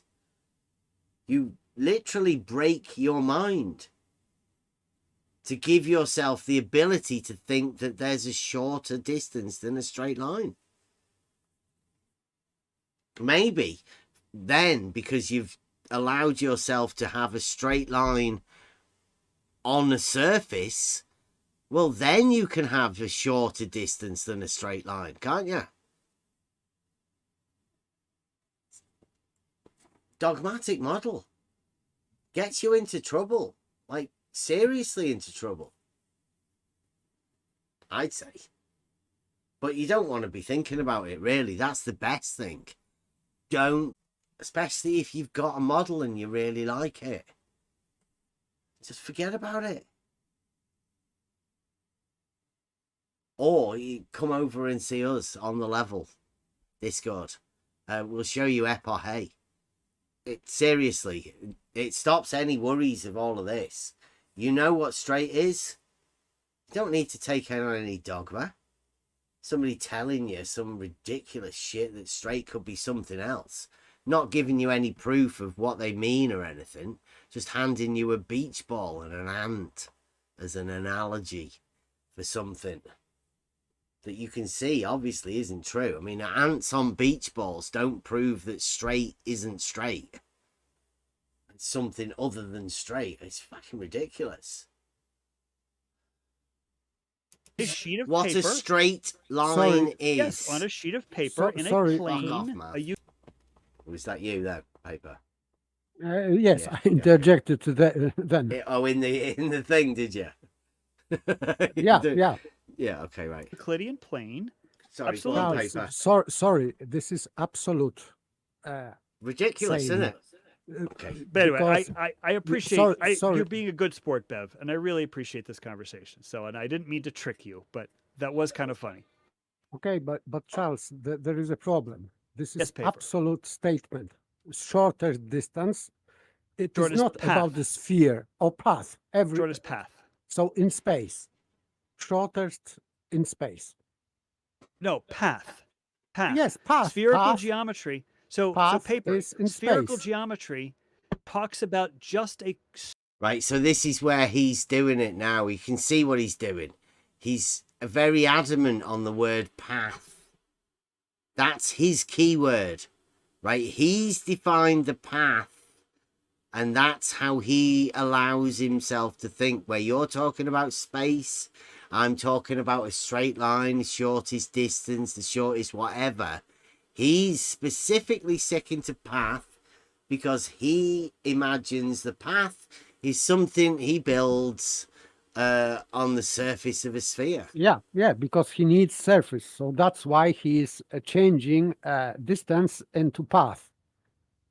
But still, it doesn't change anything because you can have path, for example, in the air. Because it can be not physical path. This is what the distance you made. For example, if you are going by plane, you are traveling some path in the air. It doesn't matter. It does not require any surface. Rumpus is come round. Rumpus says, "Oh Jesus, he's turned religious." Good to hear, Rumpus. Good to hear. Bev still doesn't understand the definition of a straight line. I think I do. And that in spherical geometry, the shortest distance between 2 points, brackets, a straight line, is a geodesic. Yeah, straight line. In spherical geometry, well, a geodesic's in reality, right? It's a straight line. In reality, it's a straight line.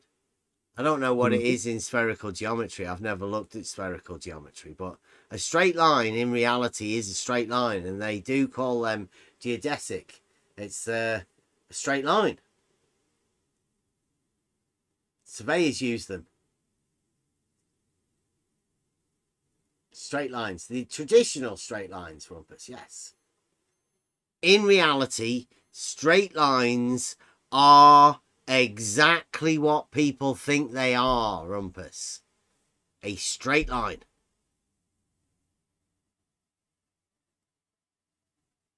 I'm not too sure about your spherical geometry. Drawing, getting ants on beach balls. Is that what Rumpus must be talking about? That ants on beach balls. That's a basketball. Scale's not quite right there, SE. Looks like your ant's dead as well.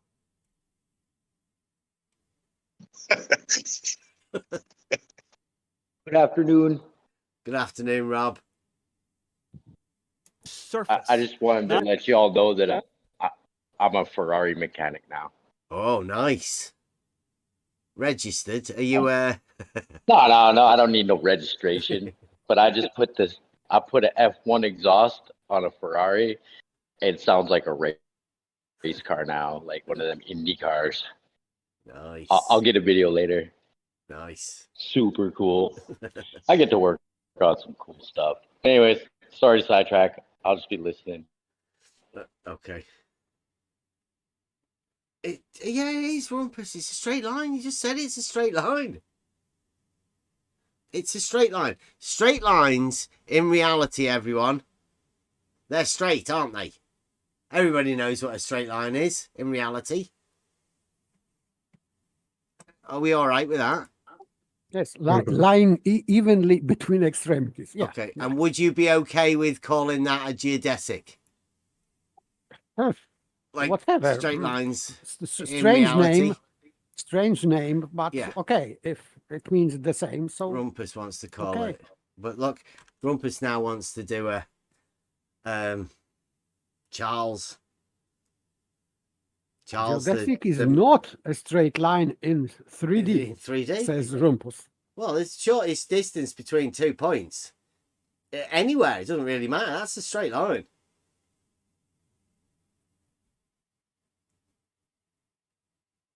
Yes. Yeah. Line real is globe. in 3D. Yeah. Surface of a globe or a sphere is also in 3D because everything, a sheet of paper on which we are drawing things is also 3D. So in 3D. So the sheet of paper is in space and space is 3D. Yes, I agree. Straight lines are straight. Everybody knows that straight lines are straight. I mean, it'd taken an awful lot of gaslighting for somebody to convince you that you don't know what a straight line is, right? In reality, right? Surely nobody called Rumpus or Flat Earth Math or Blue Marble Science would want to come along and tell you that you didn't actually know what a straight line is. This other straight line might be the one that they're using in reality. I mean, that sounds a little bit fucking ridiculous, doesn't it? Really? Sorry, I just hopped in a little bit late here. I'm just trying to figure out the premise of this conversation. Are we just saying that a straight line can't be straight if you're on a globe? I'm just like, is that what we're saying? I'm just confused by the I line don't know. here. Rumpus. Oh, yeah. What we're saying is that a straight line is the shortest distance between 2 points. Yeah. Okay. I mean, now, sure. Well, Yeah. Rumpus is now telling us that if you draw a line on a ball or put an ant on a beach ball, then you can call that a straight line. Which we say you can't really call that because that's it's on a curved surface. So obviously it's not a straight line. It's an arc. Well, I think you would have to ask so define a straight line. Is a straight line The shortest distance between 2 points. Yeah, but in the context of this, conversation, right? If we're saying that a straight line can't be a straight line because it's on a globe. So if you take a thousand, no, nobody's saying that, right? In reality, a straight line is definitely a straight line, right? And in the real globe, right, on the real globe, in reality, right out there, right, a straight line is obviously the straight line that you understand. That's what we're saying. Well, no, not really. In reality, a straight line is the shortest distance between 2 points, whether it's on anything or up in the air or, wherever, really. I mean, like a vertical, that's a straight line, isn't it? It's a little disingenuous to say a straight line is 2 points, but is the shortest distance between 2 points. I mean, it's a little disingenuous. You could have 2 points that are a meter away and 2 points that are 1,000 miles away.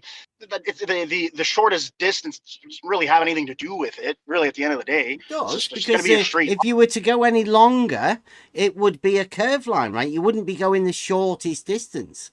And if you were to go shorter, then obviously you'd be mad. Well, no, but again, a straight line is a line between 2 points that doesn't have any deviation.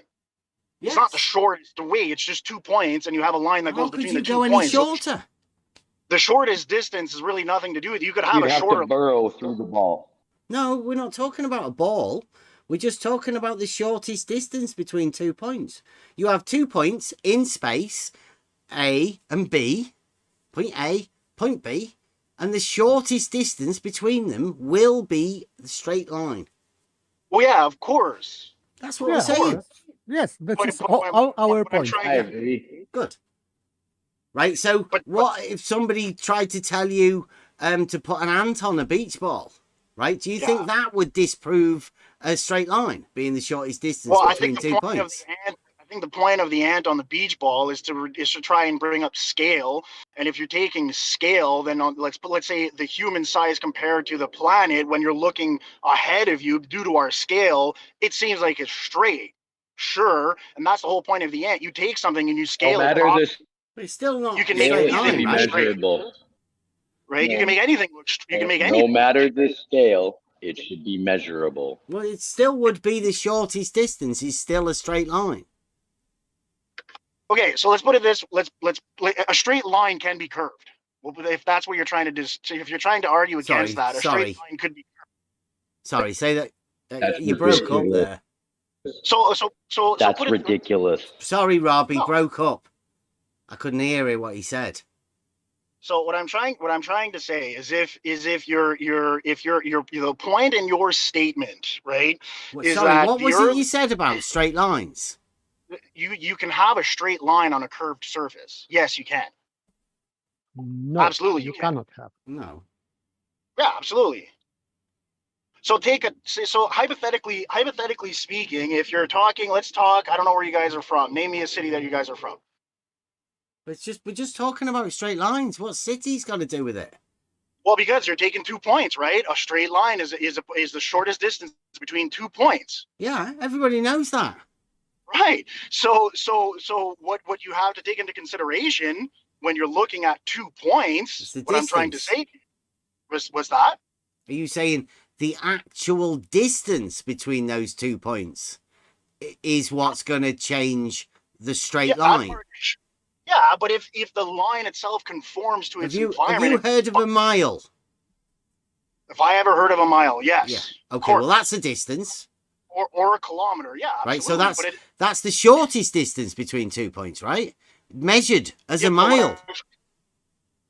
Okay, but so let's use that as the unit. I mean, it could be 1 meter, it could be 1 centimeter.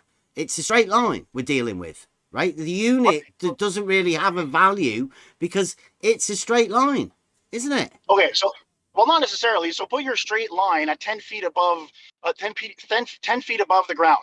And if you were to keep that exact same elevation on that straight line for 10 feet, that line would be curved on Earth. Absolutely it would. What? I don't understand. A straight line 10 foot up in the air. What's that? We've started... Sorry, I'm getting an emergency alert on my phone. My apologies. Somebody's dying around me. Okay. So the point that I'm trying to say here, right, is that we've got this test, right? Emma has this thing about there's 2 points, right? 6 miles apart. Point A, point B. And they're both an equal elevation above a surface of water. Yes. Right, now, the shortest distance between those 2 points is a straight line. So if, let's say, we'll take those 2 points are at 100 feet and they meet. No, they're 6 miles feet. apart and they're 6 miles an equal elevation above water. So let's say 100 feet. So point A is at 100 feet, point B is at 100 feet. Right? So that line can be straight, and in order for it to stay at 100 feet the entire time, it will curve to the point of reference, which is the ground. Straight. Yeah, it will be straight, but it will also conform to its environment, which is if its environment is curved, then it's going to be curved. But straight lines are straight. But this but line it's the shortest.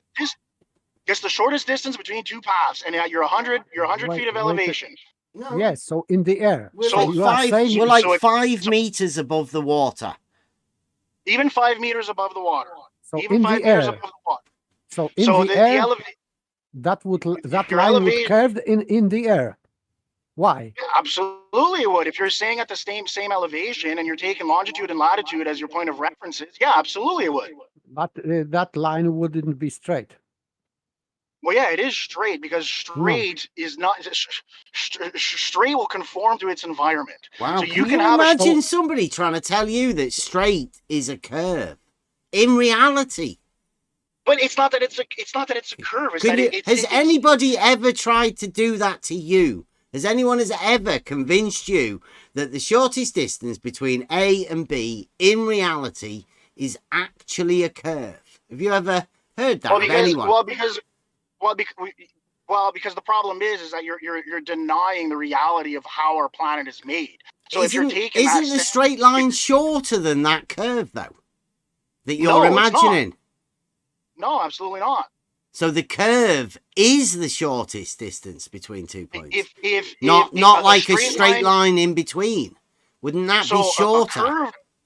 A curved straight line will be 1,000 miles, whether it's straight or curved, because the 1,000 miles is based on the surface level distance, and the surface level distance, right? It is. You're talking miles. Is the only reason we talk about miles? Rumpus is yeah. No, I'm laughing because Rumpus is talking about on the surface of a sphere, but you're talking about in the air.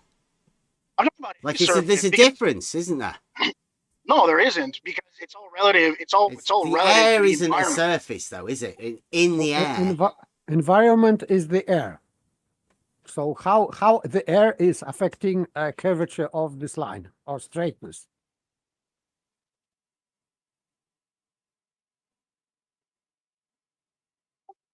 I think it is not. Of course it's not. I mean, everybody knows that a sphere, a Euclidean sphere, is three-dimensional and has a curvature everywhere.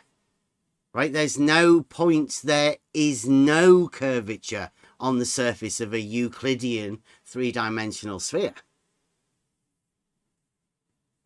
So you're not talking about that, because we're talking about in the air and just 2 points. A, point B.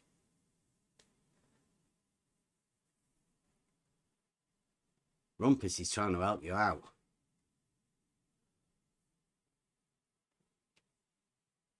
He's doing it in capitals as well. All right, here we go. Sorry about that. So could you please answer my question in the text chat just real quick? It's just a yes or no, basically. So if the blue line is the surface of the Earth, we'll say that no, that's it's just the diameter of a circle. It's not the surface of nothing. It's just a straight line. So here's what I'm trying to say. If a straight line, if the blue circle that you wrote is the surface of the Earth, and we're assuming that the surface of the Earth itself is a globe, then if you have a straight line, it will follow that particular shape that you have, which is a circle. It doesn't make it any less straight. Yeah, you made a fool out of yourself by assuming. I'm saying that's simply a diameter of a circle and the circumference. So I deal in construction. That's just a semicircle. It has nothing to do with what you just said. Can you just stay on topic, please? Yes. So you're a tiny dot on the surface of the blue line. No, I'm looking at the screen right now. I'm asking you, which of these lines is the shortest one? It's obviously the red one, right? You're not going to argue that the blue line is equal. No, but it's a very disingenuous argument. Because that's all, because it has nothing to do with what you just said. It has only to do with this very semicircle in the picture. Nothing more, nothing less. And the red line is obviously shorter than half of the circumference of the circle. It's obvious, yes. Everything else is and if I live in sophistry. Canada, Doesn't matter where you live, a semicircle is a semicircle everywhere. If I want to go straight across the globe, then yes, I will have to dig a hole through the Not about the globe, just a semicircle in the picture. Yes. So if I'm a dot on the surface of the blue line and I want to draw a straight line that's perpendicular to the surface. Why do you want to put yourself as a dot on a blue line? Are you all right? Because it's the closest representation of our reality. We live on a globe. So that straight red line has nothing to do with how we act. Dude, we're just talking about straight lines. Like, why are you bringing a model into it? Surely it's just a straight line. Because your argument is that a straight line can't curve, and a straight line can curve. What? So this blue line in the picture is a straight line to you? The blue line can be a straight line depending on perspective. Yes, absolutely. So if you put yourself on the level, of that blue line and you look out straight, then that line from the shortest distance from point A to point B won't be through the line, it'll be around the line.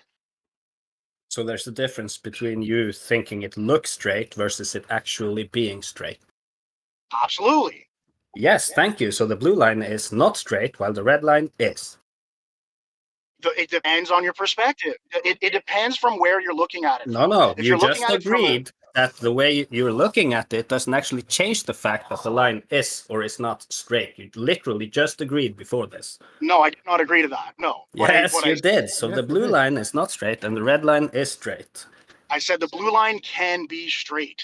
It depends on your perspective. So if you're going to look at it from an outside in perspective, such as that picture, then yes, that line is definitely not straight. Yes, but you 100% can. I agree with you on that. The picture that you sent me, yes, the red line is the But if straight it's line. not straight, right, you can't make it straight because it's not What do you mean? straight. You've just What do said you it's mean? not straight. The blue line, from what I'm Yes, looking it's at, not straight. So I'm looking at this But picture you from my can't eyes. make it straight if it's not straight. Not straight. But if I'm looking at a line, if I'm looking straight from the surface of that blue circle, from point A to point B would be a straight line. If it will follow the circle and it will be a straight line. Absolutely it will. No, It's a curved it wouldn't. line. You've just said it's not straight. You're missing the point. I said from depending on perspective. No, it So doesn't if matter. you're You close both eyes, mate, you won't make a curved line straight. Yes, and by the way, perspective does not change curved line so if into you're from straight. point A to point B, so from point A to point B, and you can't dig a fucking hole through the planet. You can't You're dig. right, Paper. You can't dig. And he did agree with it. Straight. So if you're going from point A to point B and you have to stay on the surface level and you go in a straight line, but the surface you're on is curved, but you're in a straight line. Does not make it straight? I'm sorry, Sarugaki, I didn't hear You're clearly. not going in a straight line Yeah. if you're on a curve. Give No, your the head a road shake, is bro. perfectly straight. Come on, The man. road is perfectly straight. It does not change. It is perfectly straight for 6 miles. The only difference is that from point A to point B, there is curvature, but you're going in a straight line. Are you not going in a straight line? You're 6 miles apart. You're going straight. Not if you're on curvature. Give your head a shake. Come on, man. Come on, man. You're smarter than that. I'm telling you, you go from point A to point B. The only thing that changes is the fact that there is a slight curvature on the surface, but you go straight. Isn't that a straight line? So that's a straight line then, from point A to point B. It's a straight. From the surface of the Earth, yes, a straight just line from 6 point miles A to point B. will have curvature. Yes, 100%. Absolutely. So we're gonna go to Bedford. Have you ever heard of it? Bedford, UK, I think, right? Yeah. Have you ever heard of the rect test? The rect test. Yeah. Have you rings a ever bell. heard of Wallace? Wallace? Yeah. No. Okay. Have you heard of Robotham? His name's ring a bell, but I'm not. How can I say it? I'm not read well enough on it to really speak on it. Nobody really knows anything about it. Well, there's a stretch of canal in the UK. Yeah. In the Fens, called the Bedford Canal. The Bedford Levels, right? Because they drained a certain part of the Fens because it's fertile land, but it's really low, so they had to drain it because it's a low elevation. Yeah, so water tends to accumulate in these parts, but they use it for farming land. It's very good arable. Is that arable farming? Yeah, it's good land to fertile, very fertile. Yeah. Okay, so they drained it using canals, a drainage system. Now, this canal, this particular one canal, there is 6 miles between it, and there is only 2 bridges, and it's dead straight. Yeah. Okay, so you can go on each bridge and sight the other bridge from them. Yeah. Obviously, one of them you get a better view of the other because of the lighting. But you can see one from the other. So what we're going to do is we're going to go to both bridges, measure an elevation above, altitude, right, above the water. And then so we'll know that these 2 points, point A and point B, 6 miles apart, will be at an equal altitude. Yes. Right. Then we can set up auto levels. Yes. Called, well, we can imagine you can have a water level there because you have actually underneath you, right? So you've got a water level underneath one constant level of water. And then Yes. you've got these 2 auto levels. Yes. Right, now, let's talk about that. Straight line, curve line. So obviously there is a straight line that you can have between A and B. Well, that straight line, again, I don't know the exact dynamics of this particular canal, to be honest. Like, so it's you know, I'll have to be careful of what I say on that, but I would argue So that the mechanics of a canal, it's just one body of water from yeah, A well, to B. Yeah, There's I mean, not like, much mechanics to talk about. well, there is when you get into the geodetic part of it. Yeah, absolutely. Joining those 2 parts of the canal, so Equal elevation all the way along it, right? The canal. Well, yeah, but you also have to take into consideration other factors in geodetic surveying that would have to make sure that those 2 parts line up, because again, the planet isn't exactly straight. So Well, those 2 this canal is dead straight, yes, for 6 miles, so straight you can look along it and see the entirety of the bridge at the far end from one bridge. Now, it's dead straight and it's one body of water at an equal elevation all the way along it, right? Absolutely. So if by your definition of straight, that canal isn't straight because it conforms to the curvature of the Earth. But it is straight by my definition because you can have a straight line. The straight part of it, the what makes it straight is that it's from point A to point B, but also that it's at equal elevation. But you could have a shortest distance between A and B that is an equal altitude above it, right? Because they're just points in space, aren't they? They're just 2 points in space, and the shortest distance between those 2 points would be a straight line. Yeah, and in order to get a perfectly, if we're going to go by your definition, perfectly straight line, they would have had to dug out in between the 2 bridges. No, it's at an elevation above. We're stood on the bridges, right? So these points A and B are above the surface of the bridge, right? They're in space. So a good way, I mean, this would be a good exercise if ever you can. So I don't know what kind of bridges they are. Are they state bridges? Are they just truss bridge? Like, what kind of bridges are they? Just out of curiosity. They're like a bridge over water. You know, like the traditional bridges. So it has a truss system. They're just bridges.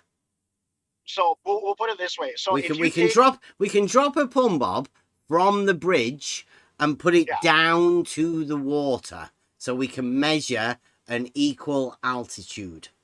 So an experiment that I would like somebody to do at that particular canal is at the end of the 6 mile, that first bridge. We can't do an experiment until we understand what straight is between A and B. But is it the traditional straight in the air, right? These 2 points in space, point A and point B, the shortest distance between the 2. Would that be a straight line in your imagination?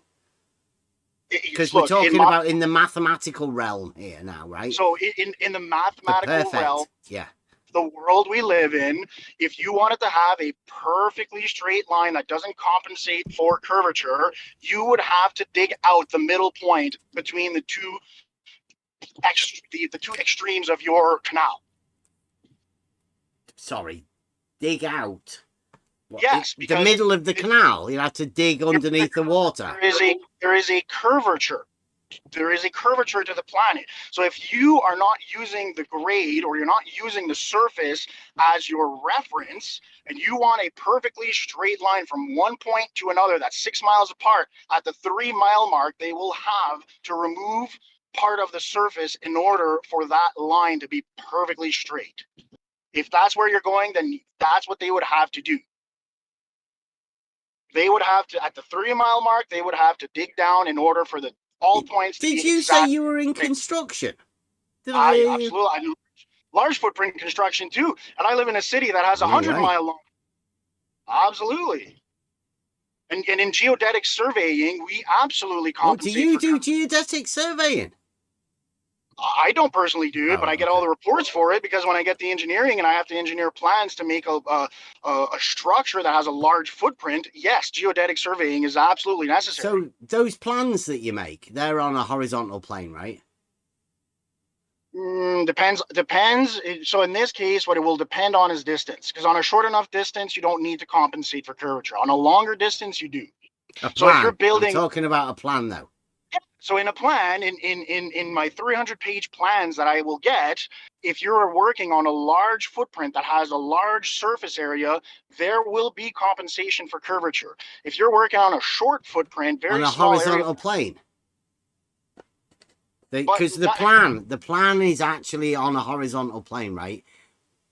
No, the plan's not on a horizontal plane. The plan is based off of the surveying done. It's based off of whatever surface you're trying to build something on. Yeah, but all plans are like on a horizontal plane, aren't they? Well, on a piece of paper, is that what you're trying to say? Yeah, the horizontal plan view, and then you get elevation. You get elevation views, which are the vertical. Right, they show the elevation changes, but the plan is on the horizontal, right? Well, like a map. I mean, I'm not quite sure what you're trying to say. Like, if I look at a plan, it's on a piece of paper. Yes, and that's on a horizontal plane, right? If you want to know the elevation changes, you look at an elevation. Yeah, well, we have scales. We have scales, though. We use squares, and in those squares, if you're looking at a plan, at the centermost part of your plan, you will actually have when you use squares, and that's how we typically measure stuff. Your squares are scaled differently in the middle than they are at the end, but because they're still squares, aren't they? Well, they triangles when you get to the end because they change. They're still squares, though, aren't they? Technically, on the outer edges of the plan, they're now rectangles and are no longer squares because you can't make the way you have to stretch out stuff makes it no longer a square, makes it a rectangle, if anything. But a rectangle still has square, right? Yeah, but it's not a square. A rectangle is a rectangle. It's not a square. But it still does have right angles. It's still like it's a different shaped square, right? It's still square. It still fits on the plan in the horizontal. Again, the plan can be for something that's not at horizontal. It really doesn't make a difference. You can have elevation profiles, yes, right, but they would be the vertical. Opposed. You can also have profiles. You can also have different grade profiles. You can have a lot of different things on a plan. So nothing's really horizontal, really. No, I disagree with that. Okay. It's on a piece of paper. In the piece of paper, given that it's in 2D, is technically on a horizontal plane. Fine. No, the piece of paper is 3D. It's not 2D. The piece of paper is not 3D. What's printed on the piece of paper is not 3D. It's completely 2D. You then have to map out your lines properly. No, I don't know whether we're completely understanding. And two-dimensional is conceptual. That's within the mathematical realm. Everything in reality is 3D. Yeah, absolutely. We live in a 3D world, but a plan is not in 3D.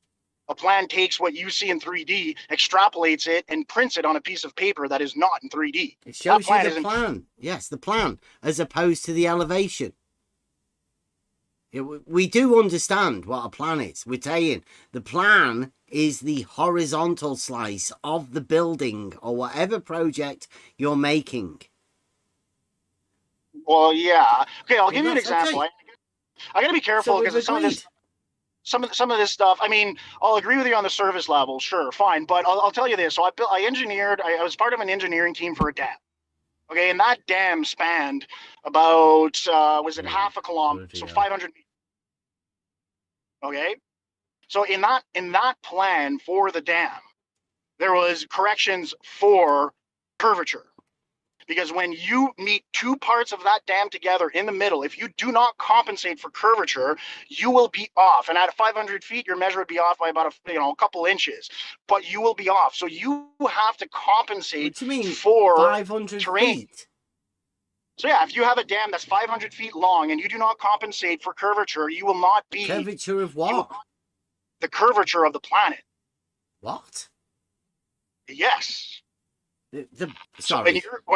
For a dam, you just stop in water though, right? With a dam. So the only real forces involved in this are the water, right? The let's say the weight or you're dealing with pressure really. Sure. Water, yeah, you're dealing with water and gravity right, mainly. Are the two so where are you talking about? 500 foot? What's that? I mean, do you know? So when you're building a dam over a span of 500 feet, if you do not compensate for curvature, your 2 points where they typically meet in the middle will have a difference of about 5 inches. What do you mean when they meet in the middle? What are you talking about? So typically they start from two ends and they join in the middle. That's typically how they build dams. So you start they start at the bottom and they build and then they build up elevation towards the middle. Absolutely. That's exactly how they start all up at the bottom of the dam and they build up. They start the base at the bottom of the dam. Yes. Absolutely. And they build up towards the pillars and then they build up to their elevation. And then after that, everything comes and meets at the middle. And then when they're building, they're forming in their frames and all they're forming you don't think they do the piecing together of the middle at the end of the dam building, do you? That'd be the weakest point, surely. They do. Yeah, no, they have I'm to not too sure that you know what you like. Were you part of the actual construction team for the dam? I engineered the plans. What do you mean you engineered the plans? I was part of the engineering team that made the plans. Yeah, and then we send those. You were the part of the architectural team that drew the plans. Engineer. I engineered it. So the architect draws this beautiful thing that doesn't make any sense. They send it to engineers to figure out how to make it work. Engineers have to take every little factor in play, from soil to air to everything. You have to calculate everything into your plans. And if you miss one spot in your engineering phase, then when you get to the construction phase, everything screws up. Okay. So you personally figured the curvature of my team, who was part of creating this plan for this dam in some of our calculations, especially throughout. So was that a width of 500 feet? That's a distance. The dam's not 500 feet wide, but it's 500 feet long. The dam is. So what about the actual dam, right? Because that's the structure that you're building, right? Yeah. How big was that? The dam itself spanned 500 feet. That's what I was asking. Yeah, 500 feet. The width of the dam. You're using the wrong word, but yes, the width of the dam is 500 feet. Right. Now, how much water was it holding? That one there, we needed to account for, what was it again? A couple 100,000 feet of hydrostatic pressure.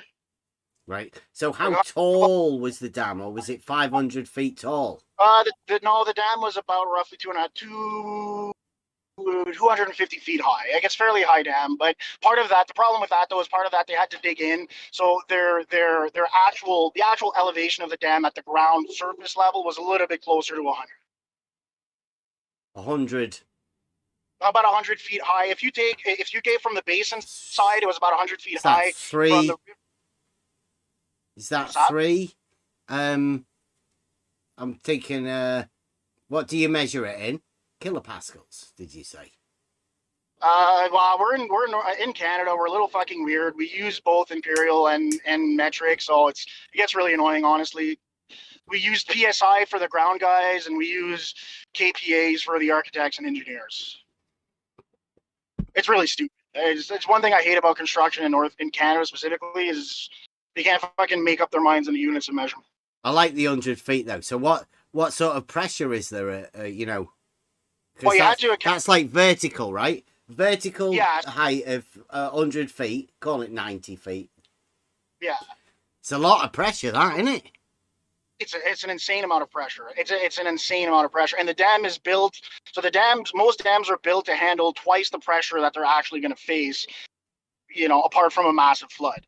But so they typically build the dams twice as strong as they need to actually be. Yeah, you don't want any of that heavy water coming along, do you?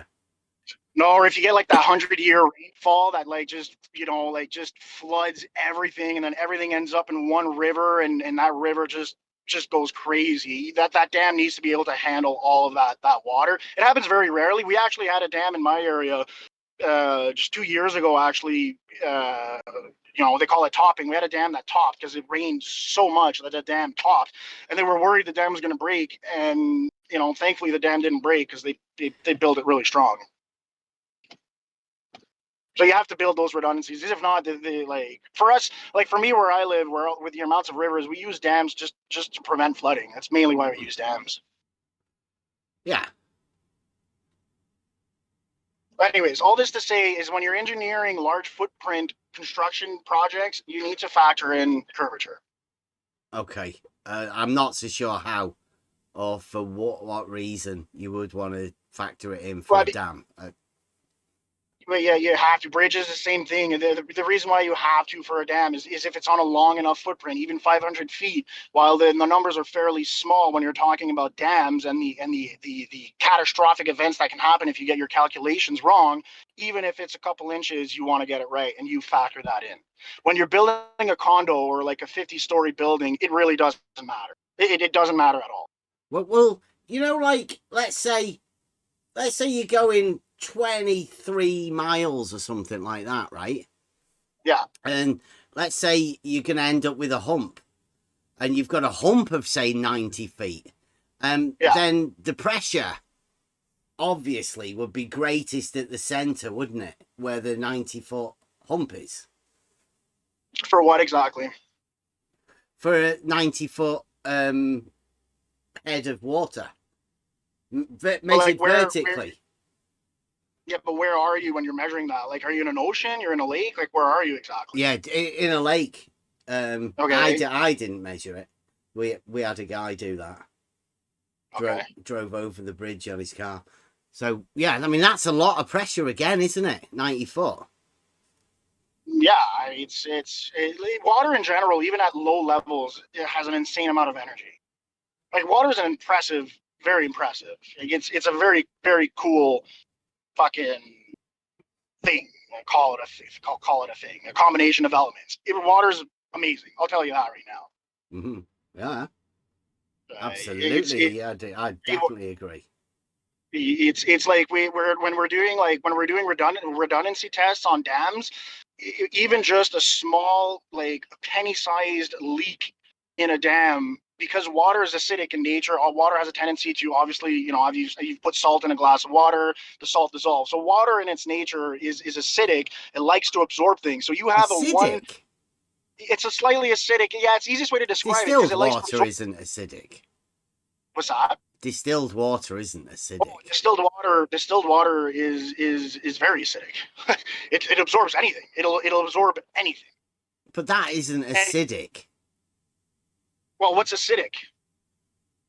Like acid. There's acid and alkali, and exactly. Then you're right in the middle. You have a neutral. You have a neutral, and that's typically what we drink. You should never drink distilled. Right? You should never drink distilled water. You know that, right? Of course you should. You should definitely drink distilled water. No, you actually shouldn't. What do you mean you shouldn't? Of course you should. No, because the problem with distilled water is on a short scale, it doesn't really matter. But if you drink distilled water too much, what it actually does is it robs your body of nutrients, because water itself likes to absorb anything, especially minerals. So if you're drinking distilled water, what you're actually doing is flushing minerals out of your body. So pure balanced water has some minerals in it. Your body needs those minerals. You actually don't want to drink distilled water. It's actually not good.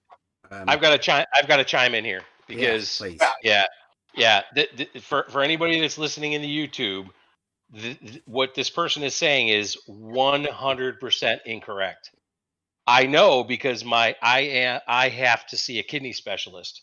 My kidney specialist has said, do drink distilled water for exactly the reason that guy just said. is because what- the distilled water doesn't have the minerals in it. Now, where you should hang on a second, let me finish.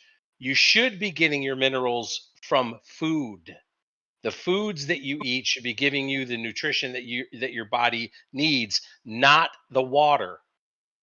So distilled or purified water is absolutely good for you because you have no idea what else is in that water besides the quote minerals in mineral water, if that's what you happen to be drinking. Listen, I don't disagree with you on that. I 100% agree with you on that. That distilled water is probably better than most tap water. Yeah, absolutely. I would agree with that. But distilled water in itself is acidic slightly in nature because it will absorb minerals. And for somebody who has a kidney problems and if your doctor tells you not to drink distilled water, then yeah, by all means do it. There's medical reasons to do it. But humans in their most basic form with no medical conditions wouldn't have drank distilled water. It's not something you find naturally on Earth. No, but we're capable of doing that today. And what I'm saying is, right, what I'm saying is it's far better to get your nutrients and your minerals from food that you know that you're intaking. Like for instance, iron, right? Yes. Where I live, there's a ton of iron in the water. Now it passes. I live in the U.S., so it passes whatever whatever tests they do for iron in the water. Which isn't very.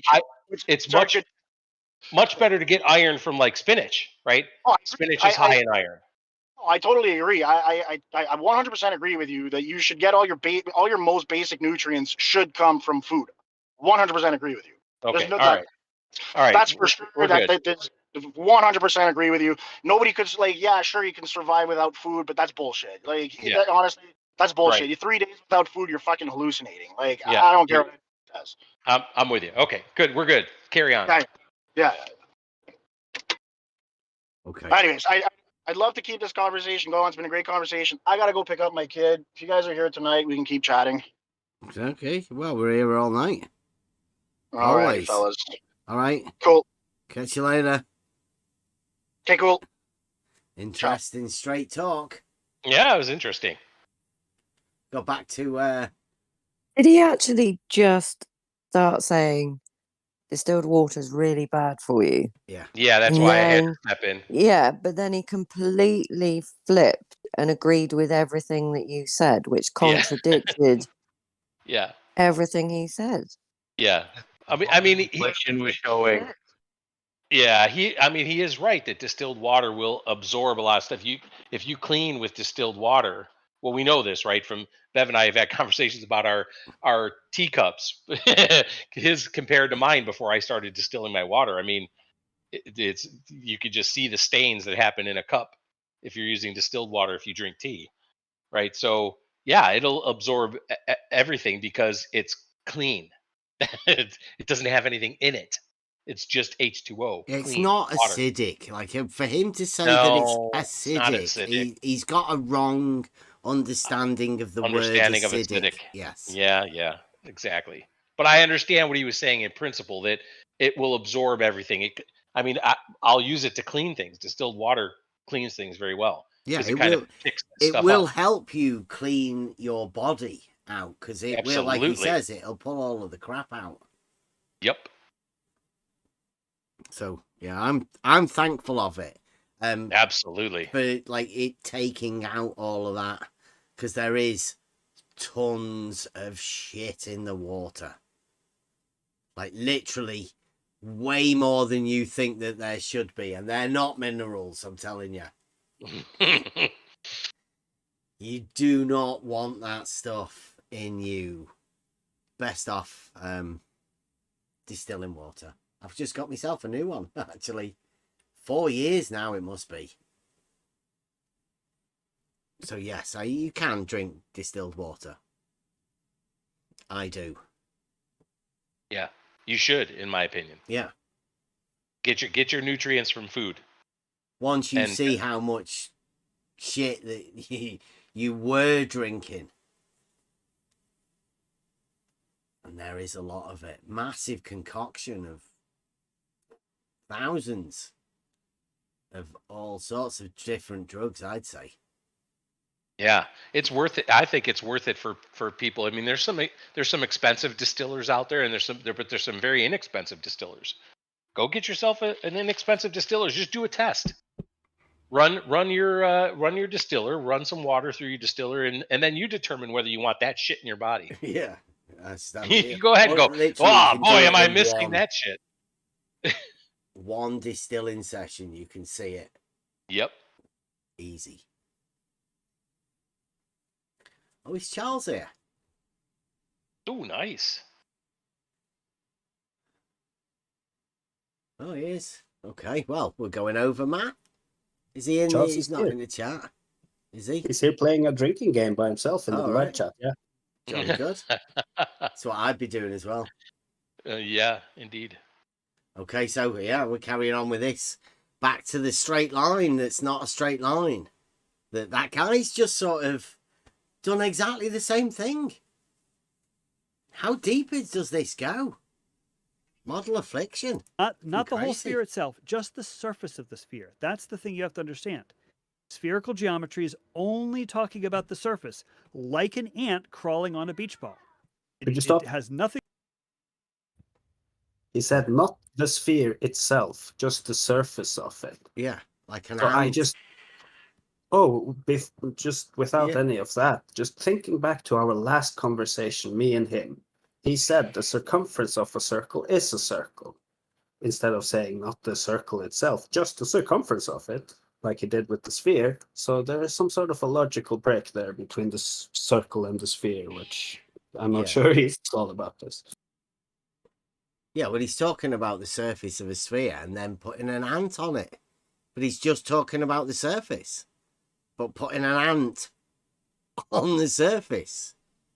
It's almost too ridiculous to address that. It's like he's not putting the ant on a ball.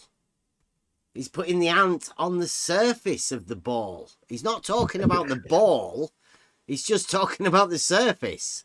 But then he's putting an ant on it, which defeats the idea of him talking about the surface, surely.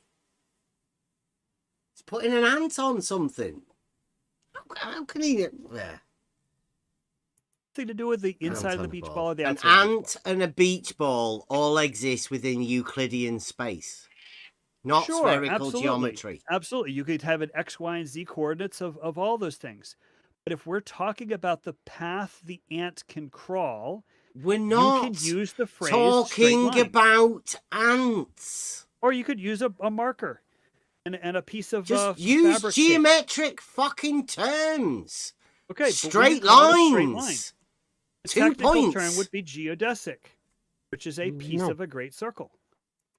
See, this is something that they keep saying. A geodesic in Euclidean space. Have a guess what that is? It's a straight line.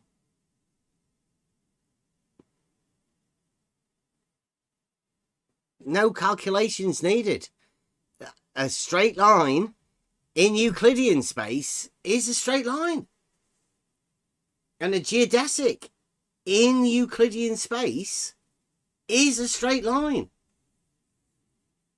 So these guys want to tell you that the straight line that you know is a straight line isn't actually a straight line. Because they want to take it out of Euclidean space. Yep. Well, I'm all right being in Euclidean space. I'm okay with a straight line being a straight line. It's fine by me. I mean, if somebody else wants to imagine something differently, fine on them. Go and get your mates together. Huddle together and discuss it for yourself. Just don't come and tell me, try and gaslight me, that I don't know what a straight fucking line is. It really annoys me.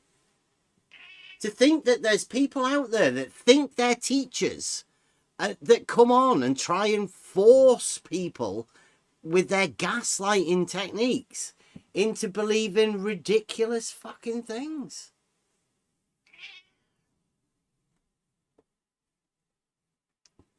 Which is a piece of a circumference, right? All these terms are synonymous. Sorry, but the informal Charles. term would be shortest path.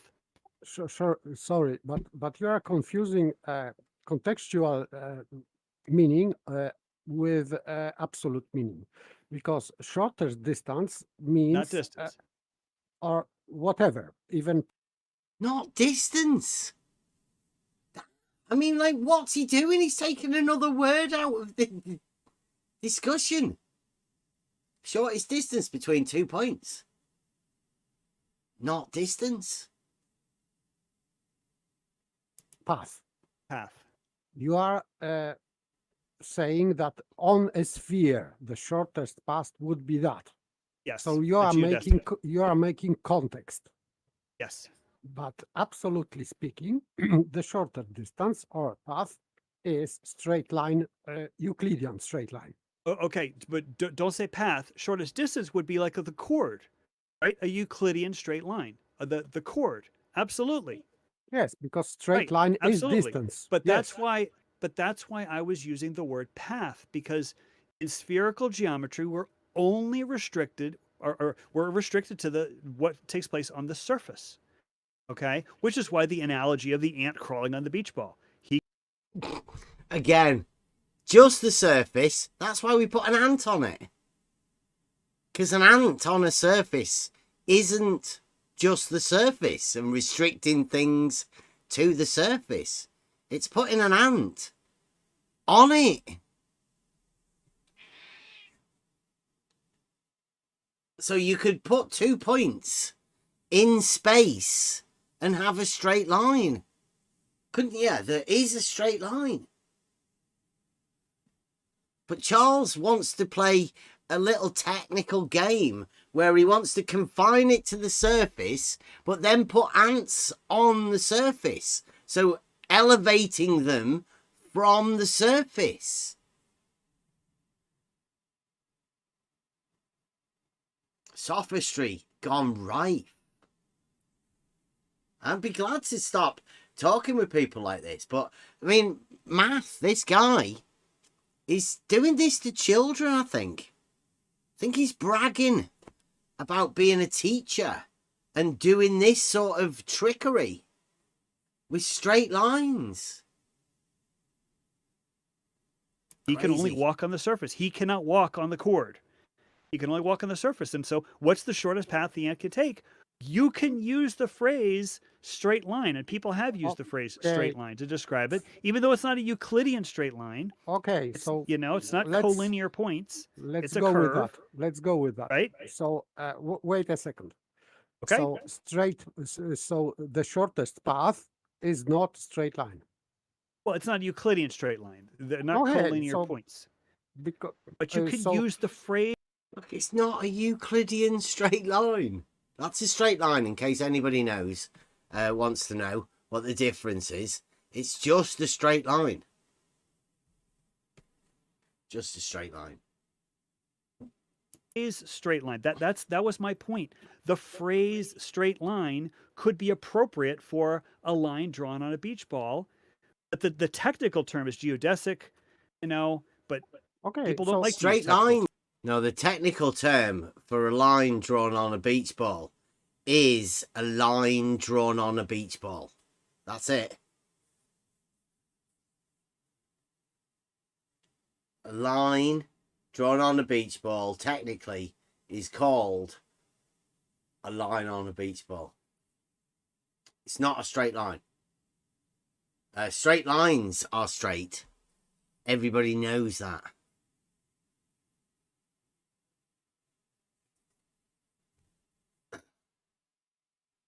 You know, geodesics is straight lines, right?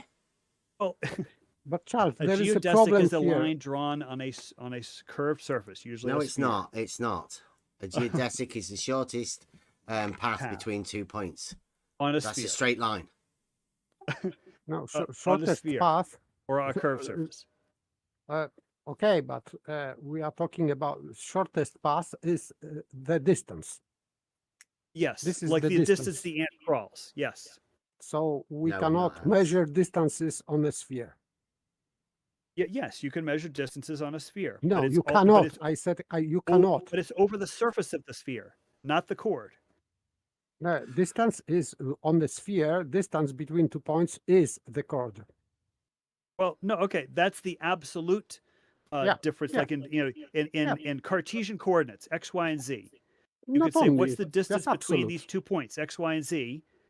And then that would be the chord. You would have to go through the sphere. The shortest straight line segment would be the chord. Okay, you've got no argument with me there, Paper. I have, but my argument is that if you were... So he's just said that the shortest distance between 2 points is a straight line.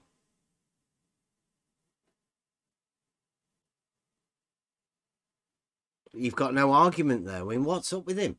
Sort of sophistry is this? I don't know. 1 minute it's the shortest distance, and then other minute it's not the shortest distance, because there is actually a straight line. We're talking about restricting yourself to the surface. You can only travel along the surface of the sphere. Well, the shortest path. Don't restrict yourself. Shortest distance. Actually, come into the real world where we have the actual shortest straight line distances. Okay, yes, in the real world, you can have a real world beach ball and draw a See, I don't know what's up with him, but we're talking about, in reality, the shortest distance between 2 points. I don't know how many times you have to say this. Why does he have to keep handing a beach ball and a marker pen? Like, surely everybody can see that you can actually have straight lines without beach balls. They're not necessary for you to understand what a straight line is.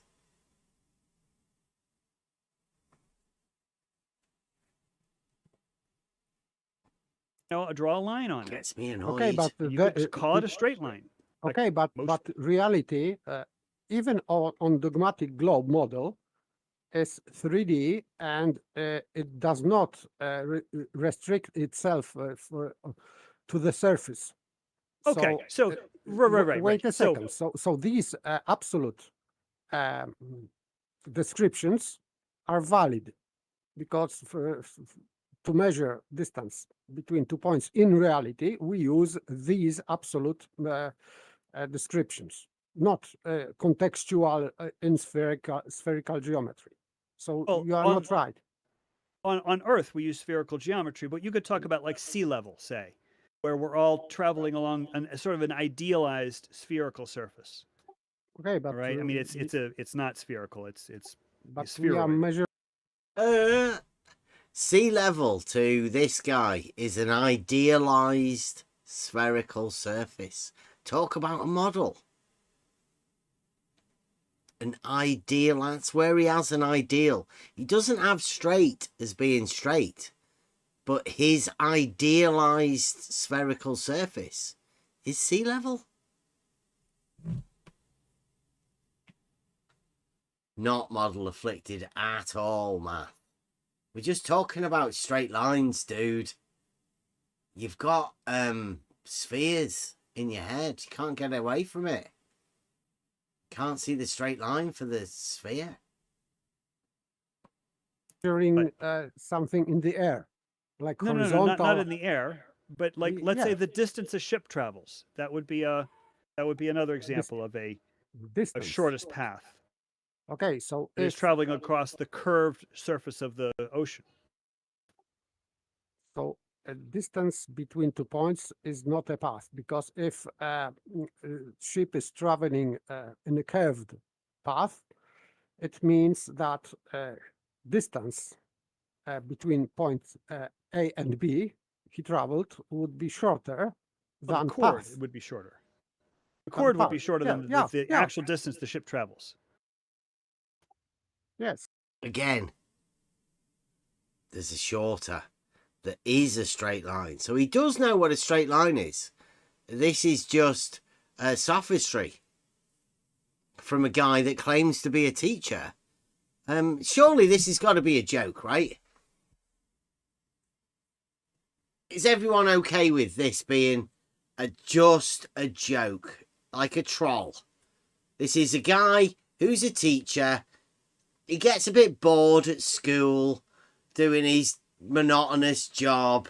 So he takes on a ridiculous character on the internet, and he just goes round acting like a flat earth lunatic, right? Telling people that they don't know what straight lines are. Yep, I think that rundown there was pretty on point, yes. Yeah. Everyone else all right with that? Do I need to keep going on this? I think we've got the gist that there's a mentally unstable guy that can't get balls out of his imagination, that even can't talk about straight lines without trying to inject a fucking sphere. That's a 2D sphere as well. He just wants you to be on the surface of this 2-dimensional sphere, which is just ridiculous to even conceive that there could be such a thing. Because it's like a 2-dimensional is within the mathematical realm, right? Now that mathematical realm is a perfect mathematical realm, and 2D is already taken up with a plane within the mathematical realm. You can't squeeze in something different. This mathematical realm is a perfect mathematical realm that exists within your mind.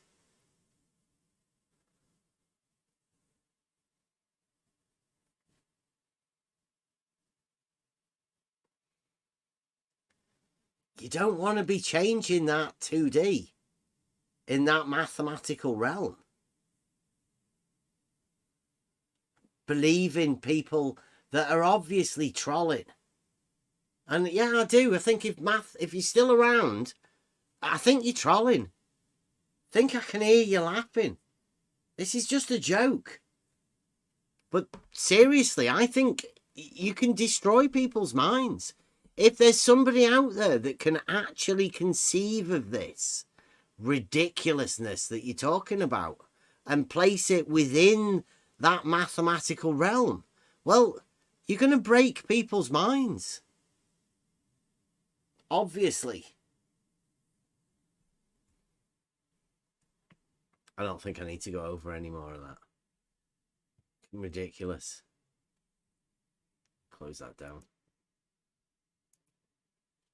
Does make me a little bit annoyed, but only for the fact that I think he's only doing it because we're here saying about straight lines and perpendicular, horizontal, vertical, flat. Remember the videos he's got, Flat Earth Math?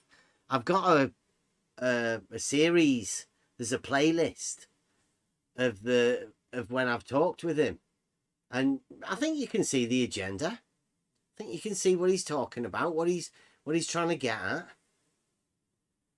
He has a problem with vertical and horizontal being perpendicular. This is just his latest attempt to be able to destroy that. Now, why would he want to destroy horizontal and vertical being perpendicular? I don't know. He's the one that's telling us. Blue Marble Science is there. Oh, there we go. He said, "You be correct. If the straw man you've projected upon my actual arguments," you haven't got any actual arguments, Math. You just continue to put a beach ball there with an ant on it or a marker pen. That was your argument. Drawing shapes on beach balls. Or putting ants on beach balls. That's not an argument. That's ridiculous. And if you do that in your school to your school children, I don't even think you are. I mean, that's fucking ridiculous to think you are. But to think that there might be some people out there that have got kids, right, that are thinking, oh, yeah, Flat Earth Math, I'd let him teach my son, daughter, about this ants on beach balls, straight lines that obviously aren't straight lines. Right, think about that. That's a great way to put it. you're a teacher and you're teaching your kids, the kids in your class, that you're just an ant on a beach ball. That's all you are. You're an ant on a basketball. You're an insignificant piece of shit ant on a basketball.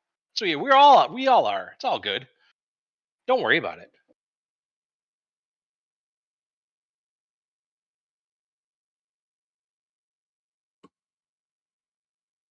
Blue, are you sure you're all right? Is that triggered typing or a bit of a typo?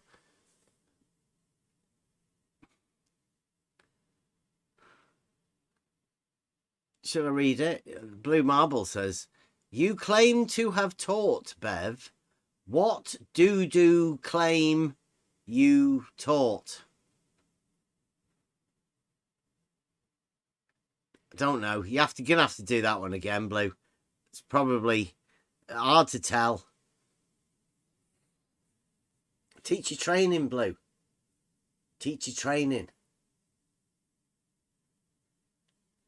At university. It was a good time.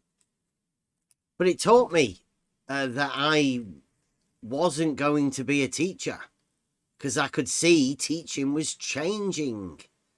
And I think possibly the reason I didn't continue with that teaching might be the reason that math is slightly mental at the minute.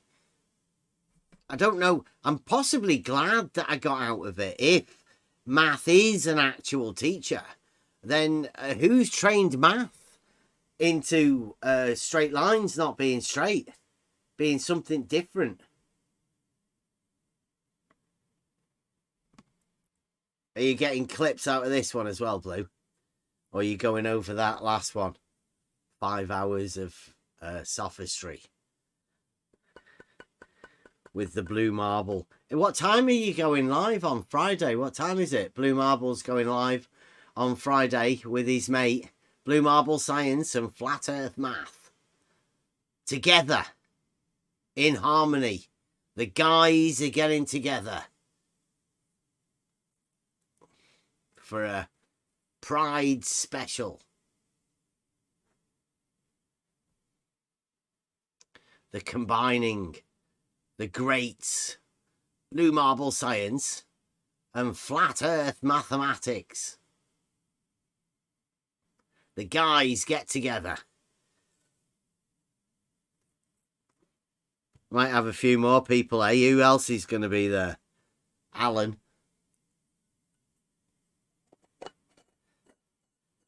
(9 p.m. UK). There you go. PT's going to be there. Get all the guys together. So that's what we're going to be doing Friday. We're going to be having a watch along, Blue Marble Science and Flat Earth Math Friday special. I hope you guys are going to be doing elevation. No higher, no lower, all of the rules. I hope you're going to stick to all of his rules of which words you're allowed to say and which ones you're not.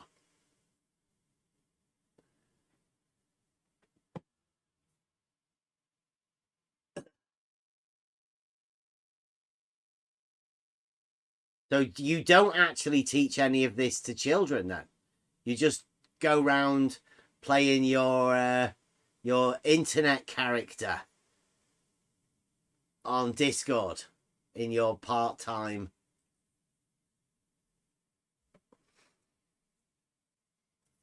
I think everybody's pointing out that you have no actual argument, whilst imagining you have.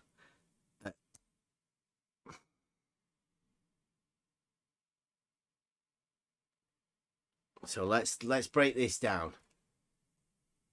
If I actually taught 1% of what folks in this arena claim I teach actual students, I'd hang my head in shame, lol. Nobody says anything about you. I personally don't think you do teach anybody anything, because I don't think you're a teacher. That's how little I think. So 1% of nothing from me. Unless you think there are people that think you teach people stuff at schools. Does anybody here actually believe Flat Earth Math, the character, Flat Earth Math on the internet, claims to have been in this arena for the longest, actually. Nearly as long as Rams from the other day. 1%.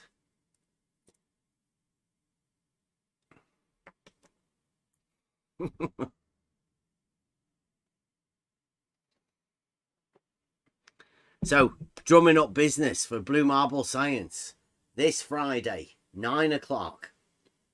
Blue Marble Science and Flat Earth Math get together for I don't know what you guys do. Yeah, this month only.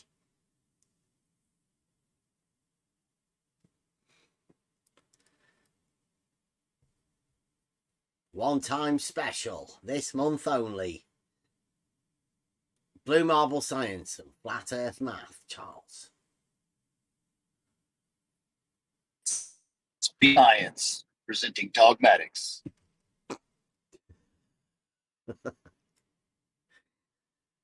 A lesson in dogmatics.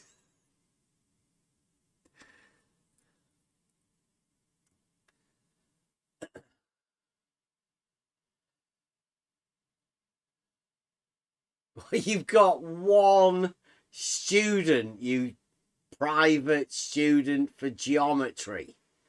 Oh, come on. Statistics and computer science.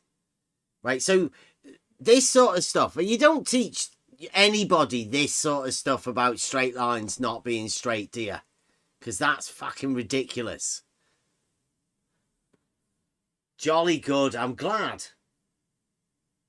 You just go around trolling people, trying to convince them that straight lines aren't actually straight if you draw a fucking line on a beach ball or put an ant on a fucking beach ball. That's ridiculous. And you deserve ridicule. You fucking stupid name.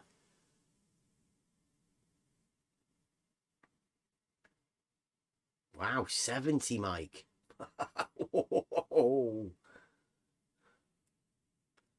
Look at that. He's a champion.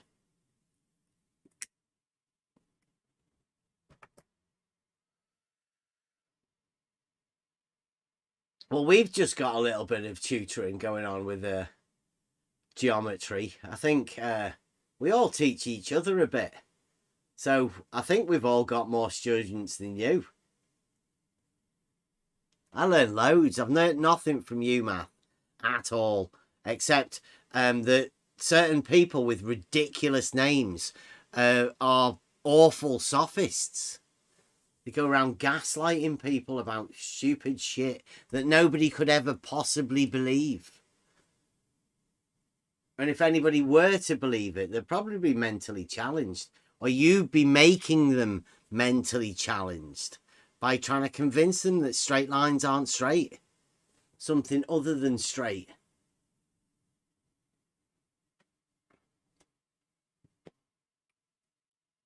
And what about the perpendiculars at each end of the diameter? That's ridiculous if ever I've heard of it. Forms a square. Everybody knows that.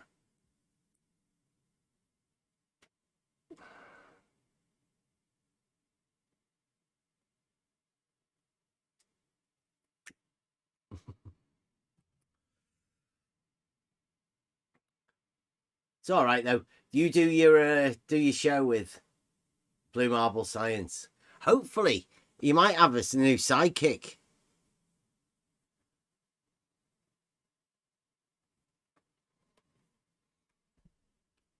Well, that's nice. Shared straight line segments. Oh, look at that. You've got 90 degrees. A and B are they're perpendicular at 90 degrees. They look. They look parallel.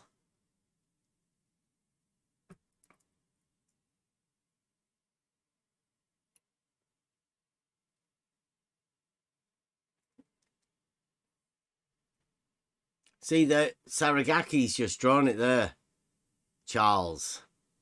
It's got AB. It's a circle, a diameter, forming Vesica Pisces as well as some bigger circles. It becomes the diameter becomes the radius of the bigger circles. But that also makes tangents. And if the line AB is horizontal, then those two tangents would be perpendicular to the horizontal. Charles, mathematics, geometry.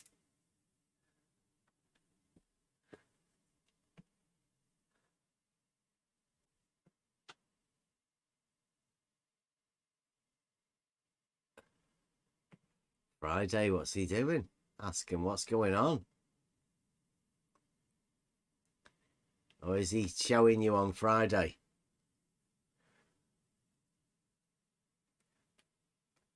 He's asking going over there for the guy's special. Nice. SE might be able to go over as well. Yeah.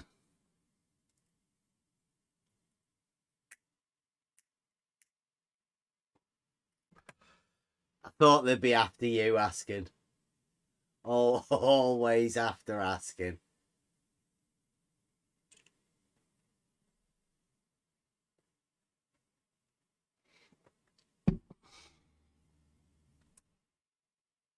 Do we all get an invite, Blue? Does all of the On the Level crew get an invite over there for the thing, or we'll be watching it?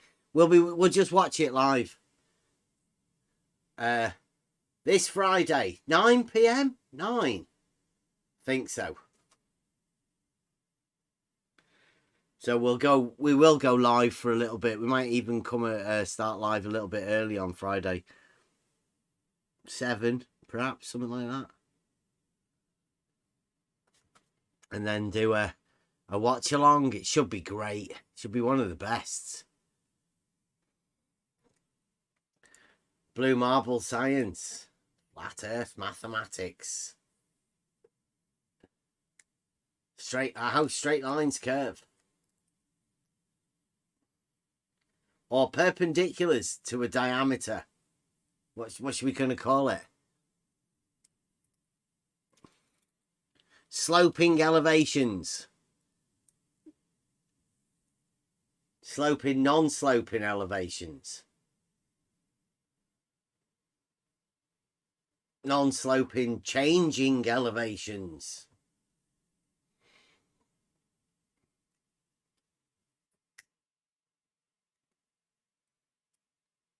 Well, I think it should be something like, don't make that chord, that diameter horizontal. You can't orientate you can't orientate a diameter horizontally. Flat Earth Math says.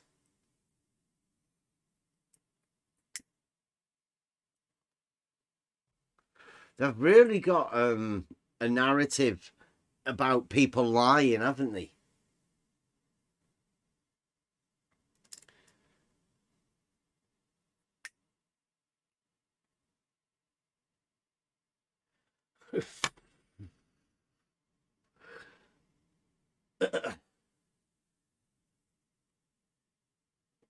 I'll be doing all of that sort of stuff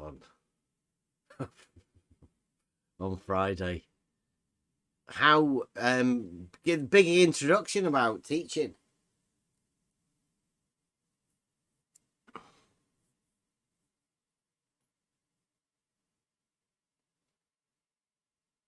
Be interesting to see how many people have been taught. 28 years. I mean, there should be quite a lot.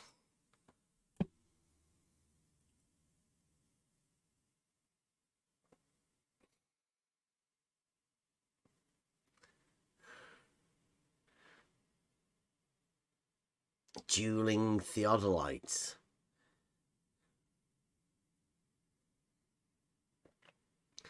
You point your theodolite at me and I'll point my theodolite at you.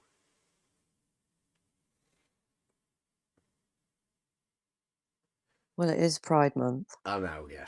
The Is guys Charlie are getting listening? together. Is Charlie listening? Charlie, listen. You said specifically that you didn't go to college to study math. You were not a math major. Therefore, you did not study math in college.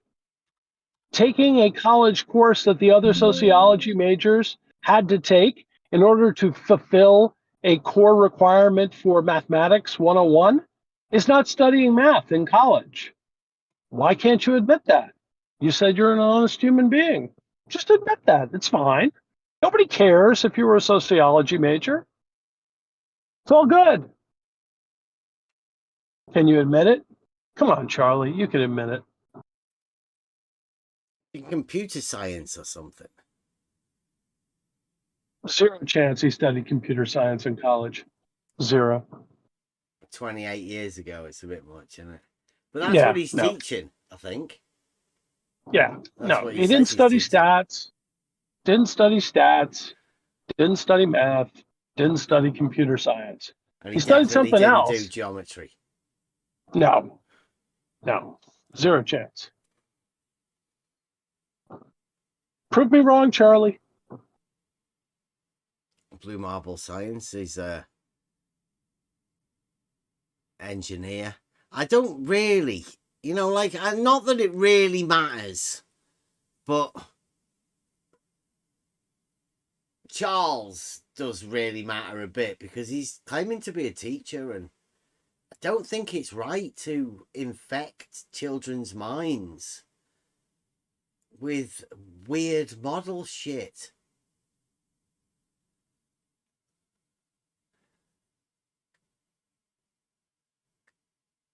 He just keeps saying you're lying, but he's not actually saying anything about himself, which seems a little bit less than honest.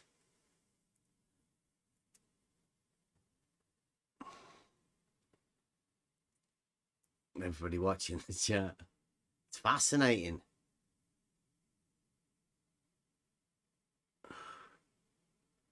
Oh, Blue Marble is Banjo Guy.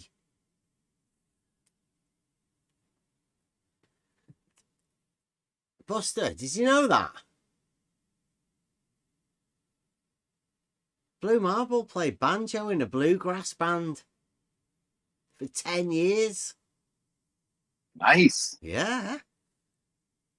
Get together, part of the band. We're putting the band back together. I had to listen to Wait, bluegrass. Charlie has stepped up. Oh, no way. Yeah. He said he studied math extensively in college. He didn't major in it, but he apparently studied it extensively. Studying college, while not realizing he's listing all the things I studied extensively in college. He's not actually saying he did anything there, though, right? No, he's not naming the subjects. Yeah, he's just sort of, that's a bit of a cop-out. Are you saying math, then? What was his major? Does anybody know? Is he willing to say what his major was? He refuses to say, unless I stop lying about the fact that he didn't major in math in college. Like, just come out and say he majored in math. That's fine. If you want to say you majored in math, go for it, Charlie. Yeah, because I think that's all you said, right? That he said that he didn't major in math, right? He hasn't done any mathematic training. Correct. He didn't go to college to study math. He might have, taken the same math class that the sociology students took, but that's not going to college to study math. That's not being a math major. Some colleges and all of that have a entrance math thing that you have to fill in to do to get onto the course. So, I mean, could be talking about that.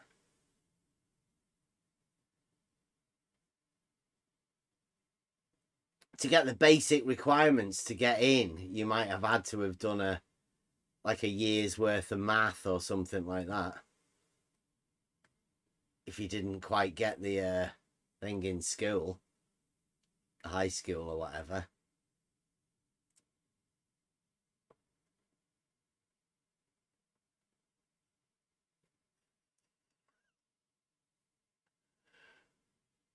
I didn't realise. Staghorn. Is that something for a bluegrass?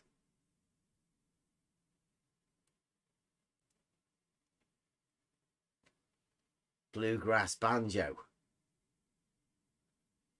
Was that you that in that intro in the first video you ever made? Was that you, Blue? Did you hear that? Remember the video that Blue Marble took down when we were going over it? Started with a. Oh yeah, it did have like a bluegrass sound to it, didn't it? Yeah. At the beginning. Yeah. I wonder if that was you, Blue.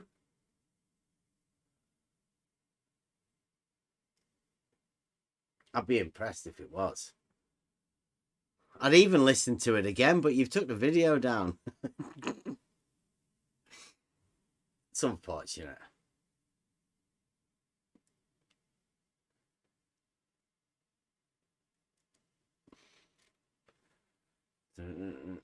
Yeah, some people just don't want to stand by their content. Too bad. Yeah. I'd be proud of it. It played it for 10 years.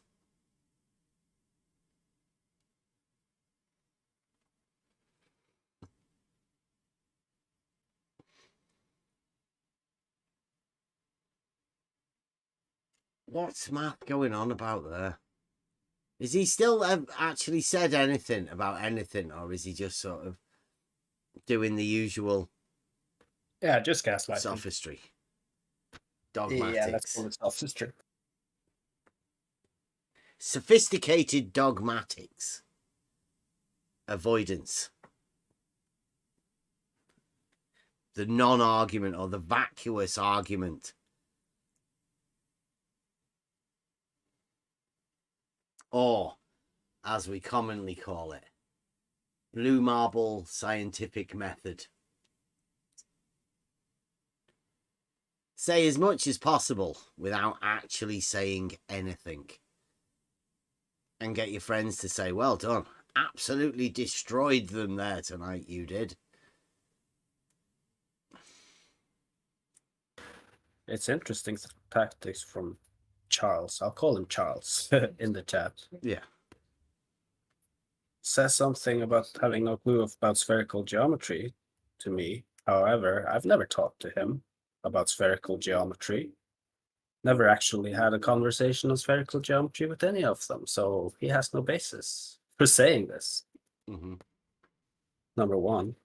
The second is about the standard, right? Horizontal and vertical being defined in geometry. Nobody ever claimed that, Charles. Literally no one.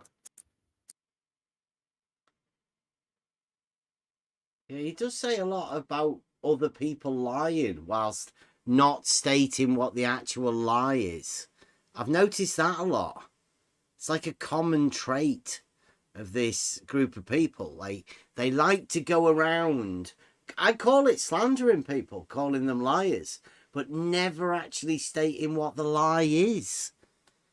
That's a little bit dishonest. Well, not a little bit, a lot dishonest. Very much so. Which is why my statement being that he is geometrically illiterate was backed up by the fact that he's on record saying that the whole is equal to its part, going directly against one of the axioms of Euclidean geometry. So I actually backed up my statement, and it's on record proving as a fact that you actually said this live, Charles. Oh, no, look. Saragaki. So are you going to remove horizontal and vertical, inverted commas, like the not that, from the original diagram that started my series of Bev videos? Because you're like, So are I will not. you going to how can you remove anything that's on his videos? What's he talking about? Yeah, that's true. That's ridiculous, Charles. Because your diagram and proof were technically correct. Once you remove those words, how does he remove words from your videos? Math, what are you talking about?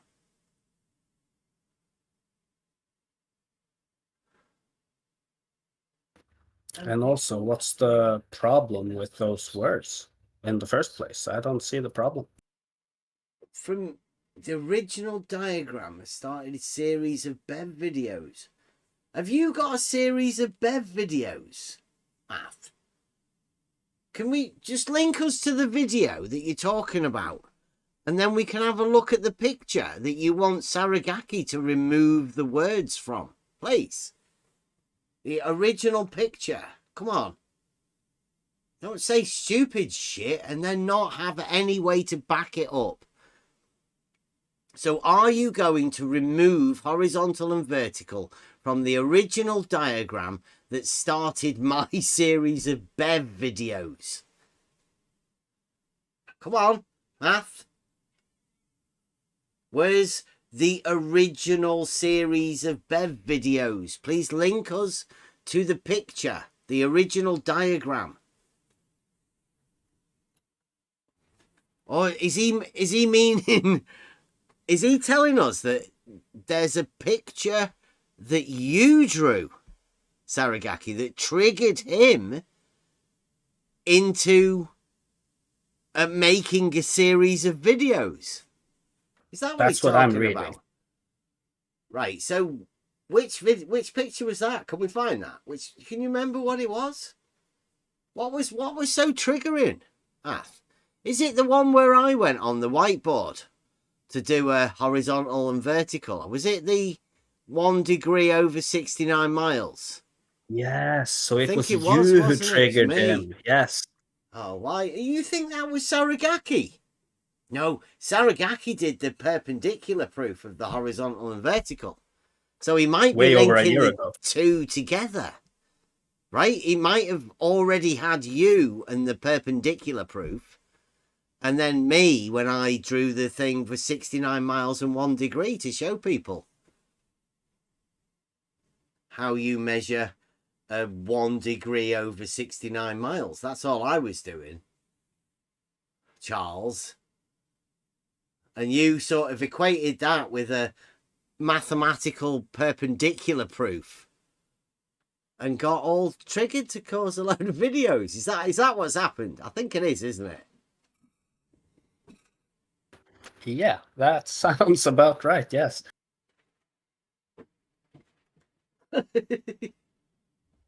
That's right. Charles was the guy that he heard you in the car, right?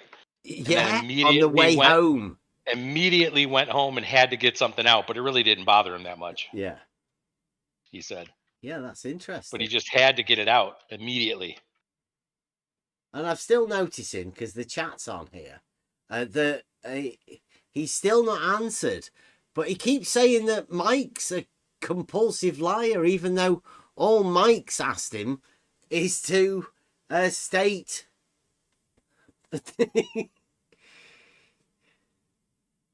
Yeah, come on. It's about right, Charles. Show us the picture that triggered you in order for you to make a load of videos, Bev videos, as you call them. State the lie for that Mike Jones is that you've just slandered him publicly. Well, I'd say libeled, right? Because it's wrote out there. Everyone can see it. Definitely public. This is going out on live stream on the YouTube, so you best be able to back it up, really. Otherwise, baseless libel claims from a teacher seems a little bit, I don't know. It is 2023. Maybe the new hot thing to do.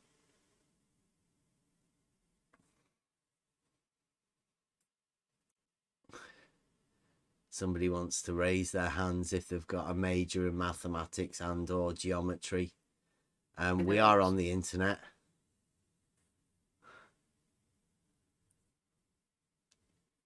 It's interesting. How about people that lie, that just don't back up any of the claims? I can't even remember the picture. I mean, that I did. I didn't. If I'd have known it was still in his mind that much, Sorogaki. Let's see if. Let's see. I think I might be able to find. I missed what you said there. I'm sorry.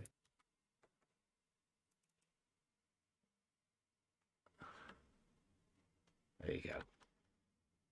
That one. Oh yeah, that one's good. I think that might be one of the ones that he's talking about. That he wants you to remove vertical and horizontal from the perpendicular proof of vertical and horizontal. Perhaps. Maybe that's what he wants. Yeah. It'd look a little bit weird if you removed them, wouldn't it? Yeah, it'd just be a lady holding Like a white piece of paper. Censor them all for the sensitive eyes of the dogmatic globe believer.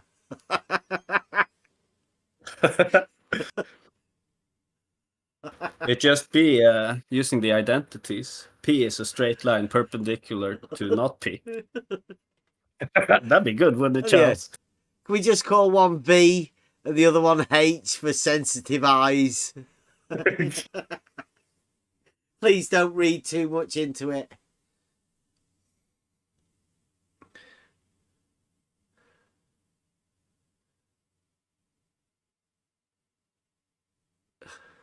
Oh, he's repeated it 100 times. It's good. Write it out. There you go. So are these the not inverted commas?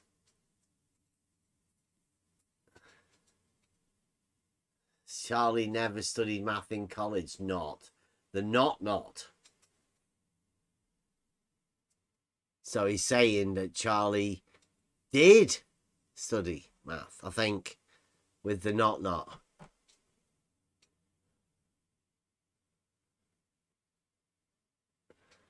Is he talking about himself there as well? Charlie.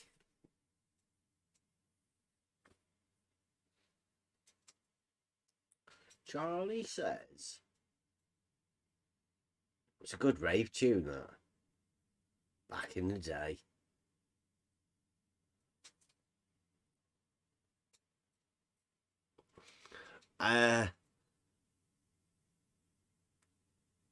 Is this well, I'm guessing there's a lot of people that are struggling with who defends the globe. Who are the globe defenders?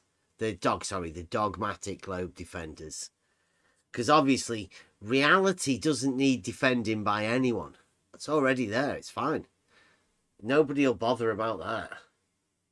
I think like the 99.999% of people that just live in reality understand that there's nothing that needs defending in reality. You can prove things in reality, and most of us know that that's just simpler to just go with reality. There's a lot of people that seem to keep coming round here, want to defend something, and I'm not so sure what they want to defend it against, because like I say, we just talk about reality. So to defend something against reality, not too sure. The truth does not need defending, because the truth stands on its own feet.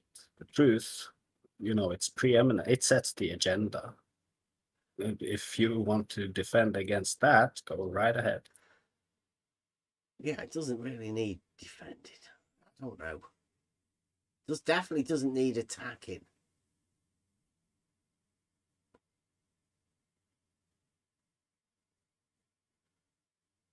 Oh, here we go. Oh no, look, he's got another one. he made sure to put the emoji on and the inverted commas to, let everybody know that he's now back in his troll character. All right, I'm saving that one. I don't think I had that one. Save image. Go back over it. Everybody's claimed this valid.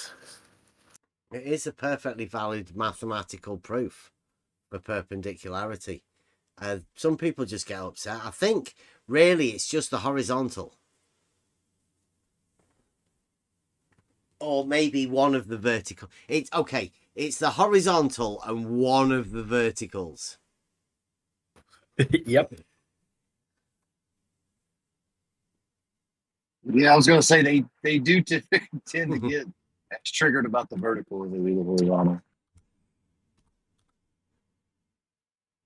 Yeah, well, they all have like in their own minds a personal horizontal and a personal vertical, so they may see this as a personal attack. Yeah, which one's more upsetting? Is it this one or the one with the lady? Which one is it? Which one troubles you more? Because I like it. It is a bit plain, right? It needs jazzing up a bit, I think. But it does look very, very. Yeah, I mean that looks like mathematical, really.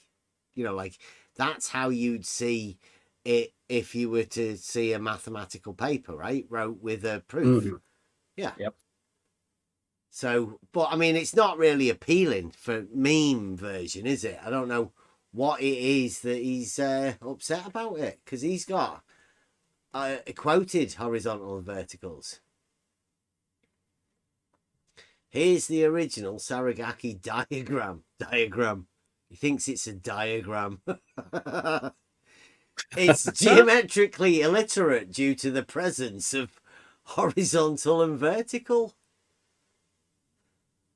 Now that's funny. That is right. That's how you troll. Yeah. Right. That's like low-level gaslighting. Yeah. Yeah, like that's a troll. Like there's no other way that.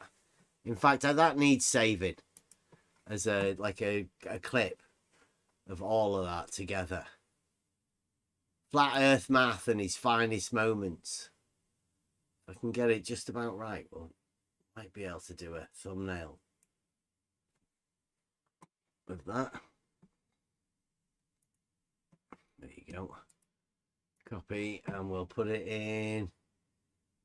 Put it in Agents Live, right? Hang on, can I say something real quick, guys? Yeah, of course you can. If he was a teacher and they found out that his name was Flat Earth Math, like, I don't know. I don't think he's an actual teacher. Why would you make your name Flat Earth Math? Just ridiculous. Just had to throw that out there. It's a character, isn't it? Like a character he moonlights. But it's a Flat Earth character. But he's a game Flat Earth. It's just weird. Mm-hmm. Yeah, it's a Flat Earth character. Proudly. I call them the Flat Earth Society guys. Flat Earth Dogma. Flat Earth Math. There's Flat Earth Pilot. Flat Earth Data. It's a few of them, like they're a gang. I call them the Society Brothers. Because what they do is they propagate this bullshit talk about something that's obviously not true. It's not flat. So for somebody to be using the name, I wonder how Flat Earth Data is doing. Ridiculous. I wonder if we can write a book. Yeah, well, like Rumpus, he's going to do a test. Like Ranty was going to go up a hill.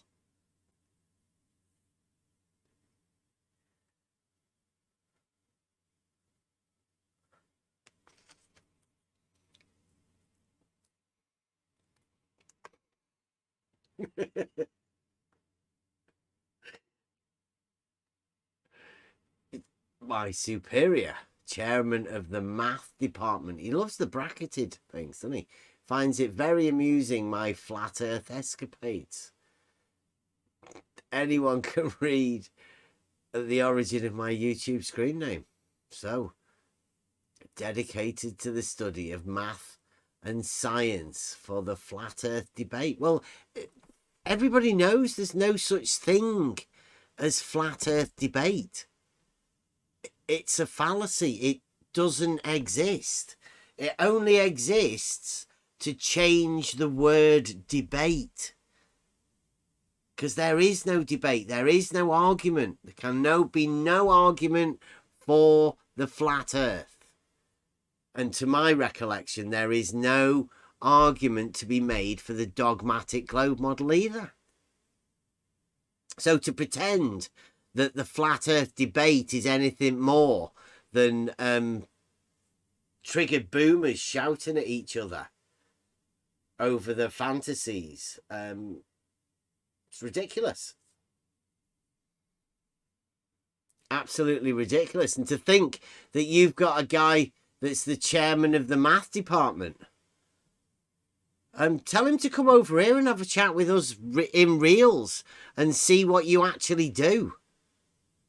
Because I think he wouldn't be so impressed. Or do you think the chairman of the math department is impressed at you trying to gaslight people about vertical and horizontal?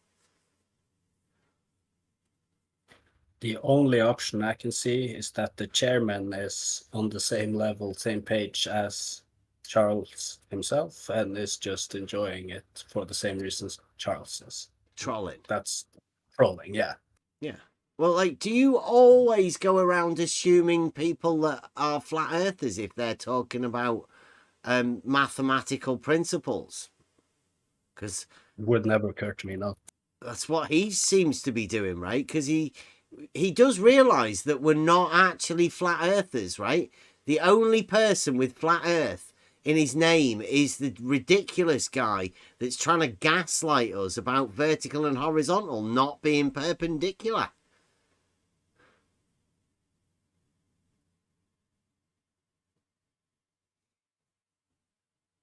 Ridiculous. There's mathematical proofs here.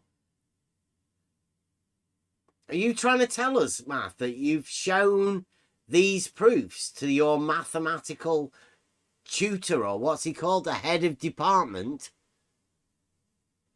your supervisor? Have you shown him Saragaki's proofs and said, is it all right if I just go round there and gaslight them that straight lines aren't straight? Because of this, vertical and horizontal being perpendicular, and the mathematical proof surrounding perpendiculars.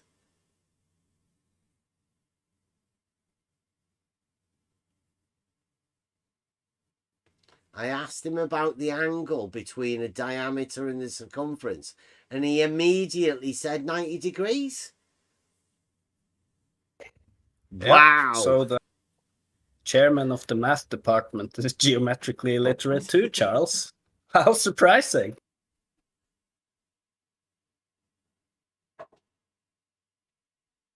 I mean, this is of course beginning to assuming believe that this he less can- and less, man. Come on. Mhm.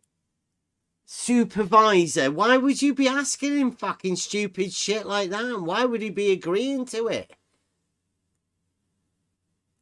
That's ridiculous. I don't care what anybody says. That's fucking ridiculous. And obviously, we know he's not going to come here on Discord, because why would he do that? Yes, I told Charles. I'll never.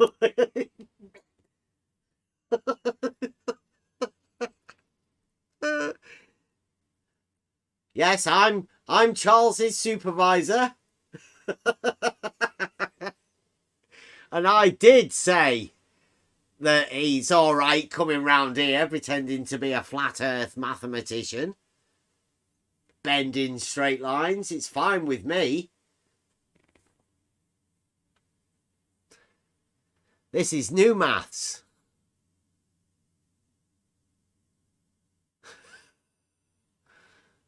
He doesn't realize that there are actually mathematicians in the vicinity, right? He's just fucking gaslighting.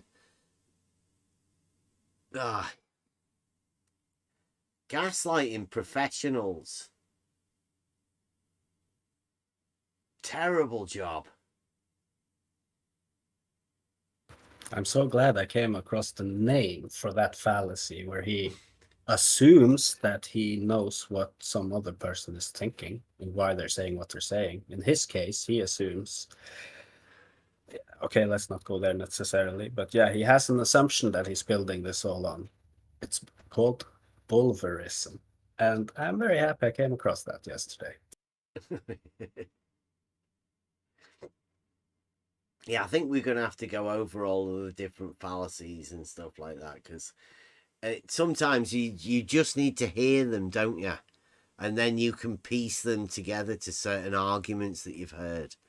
But until you actually hear the fallacies, sometimes they're hard to pick out. Because the idea of a fallacy is to hide an untruth within a logical statement. So most of them are meant to confuse, confuddle. They come as a puzzle to try and solve. Some people do it. Some people just blank it, walk away. It means nothing. Just doesn't even go in.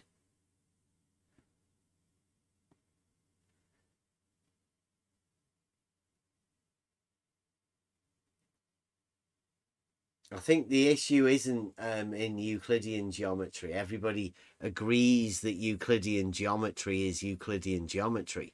The problem here is flat earth math, Charles, brackets Charles, is trying to say not that. Not that. Whereas vertical and horizontal would fit with the Euclidean geometry.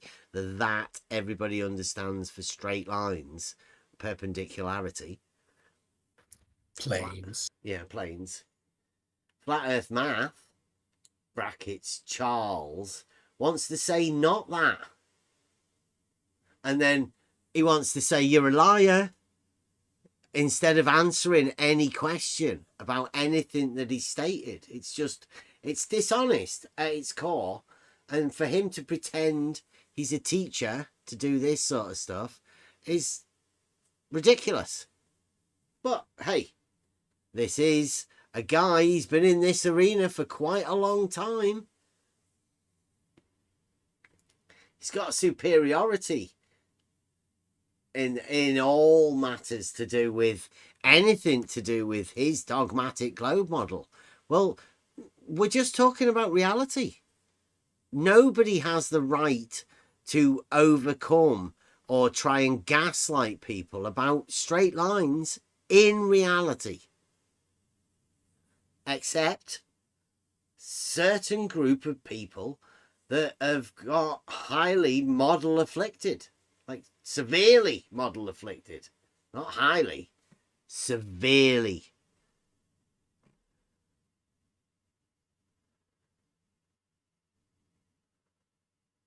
Like, what's going on here? Look, flat earth math.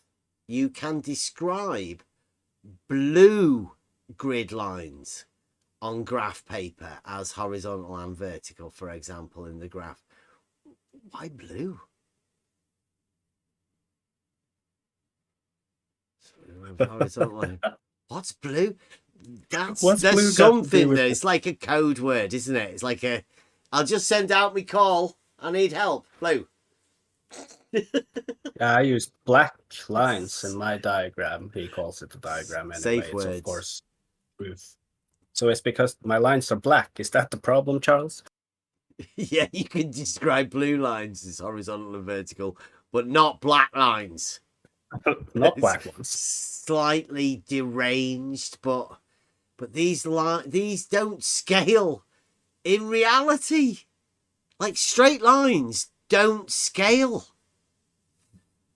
He's just making this stuff up. I'm sure he is, right? Highly model afflicted. Sorry.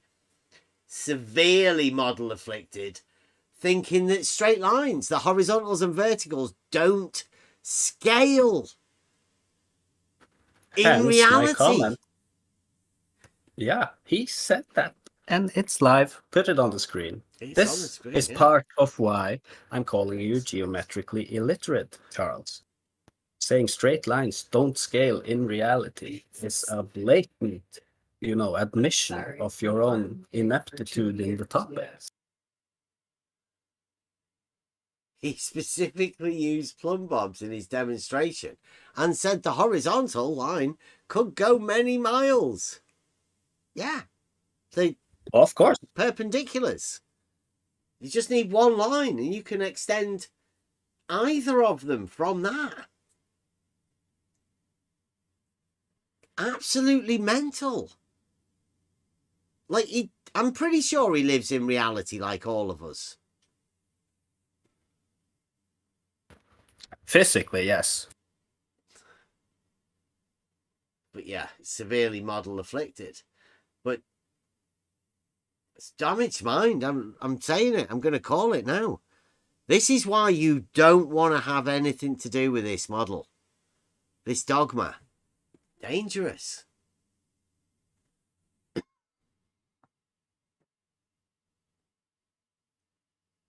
Did Charlie Superior major in math in college? Just curious. The math, the head of department. I mean, I would assume he actually studied math in college. His superior. He went to college. Yeah, I mean, he went to college to study math. Charlie didn't. No, I mean, he's literally coming here at a maths teacher saying that his superior and throwing his superior under the bus, saying, not me, my superior agreed with me. Now that's a classic appeal to authority. Yeah. Yeah, obviously, his superior's never going to come in here, right? And the fact that you're a teacher and you're calling somebody his superior, I don't know. It's not something I'd go with.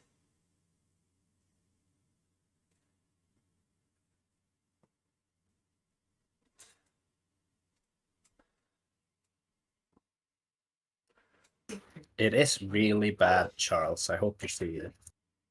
And I hope you're being honest when you say that you don't actually teach the kids the stuff that you're saying in here, because holy.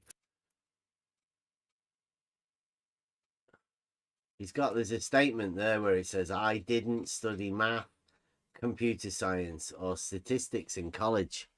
He's actually wrote that out. So you can see it there, I've highlighted it. And he has called Mike a liar many times. There is a claim there. I've never, ever claimed to have majored in math. So he's admitting to have never claimed to have majored in math. But for some reason, when Mike says he's never majored in math, he's calling him a liar. Have I got that right? Is that what he's libeling you, saying? Because you're agreeing with him that he's never done it. It's crazy. Like, if you go to college to study biology, you're a biology major. If I go to college and take a biology 101 class, I didn't go to college to study biology. And I'm definitely not a biology major.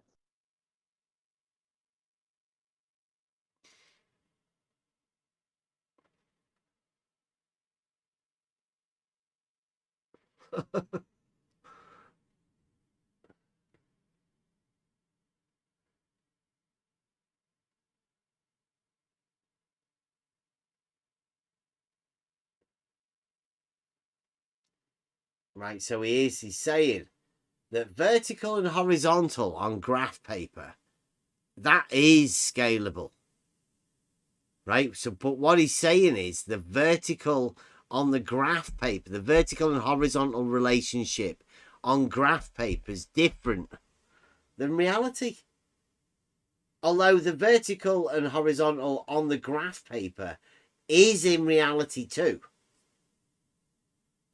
But there's a difference between vertical and horizontal on paper in reality and vertical and horizontal in reality. Somehow. Just for reasons, I think. Yeah, I mean, it would be nice if he had any sort of argument to back that up. Yeah, he could. I mean, he can put an ant on a beach ball.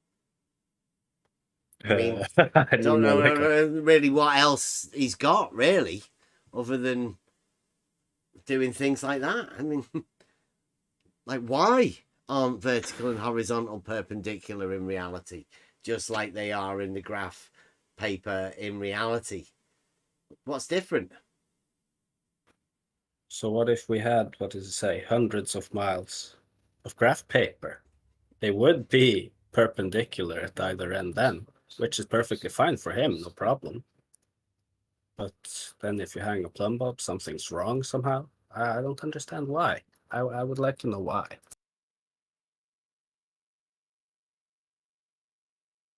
You know the reason why. There's only one reason why. Their God says so. That is the only reason why. I'll say it. He's obfuscating now, though, right? It's obvious to everybody now that rather than addressing the issue of the perpendicularity of horizontal and vertical and his claims about other things, he's now just obfuscating and talking about something that Mike said about him. He's forgetting about all the things he said that's ridiculous. He's just fixating on something to take his mind off this. The fact that he said some really stupid shit. And he's drawn his superior into it as well. Providing he is actually a teacher. He's brought his supervisor. Was it his supervisor? Do you need a supervisor? Is that what he put? Did he say chair? Is it the chair? Is it a university? Superior. I think it's his supervisor. My supervisor, chairman of the math department, bracket in brackets. His supervisor. He needs supervised. He needs to be supervised. That's hardly surprising, is it? Does need to be supervised. And he does have a supervisor. Thank God. Yeah. And like his supervisor agrees with him. Yeah. He's getting a night off or something, Math. Has he supervisor allowed you on the internet? Sure, Charles. Yes, that makes a 90. Pat on Does the the head. supervisor know he didn't study math?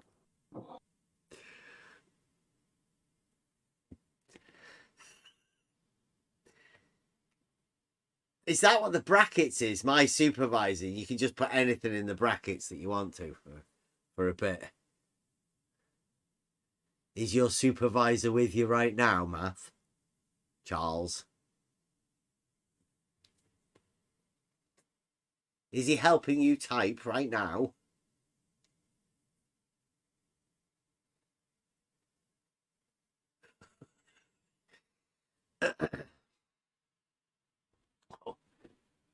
I'm trying to make a brew.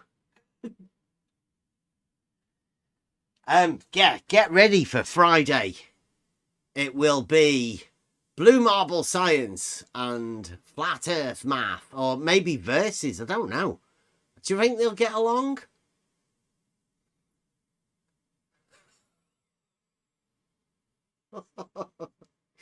Supervisor has his transcripts. OMG. It's not even funny. It's more than a little bit disturbing to have people wanting, with no argument, that never any arguments for years, 4-5 hours a night. Nothing. No one with anything.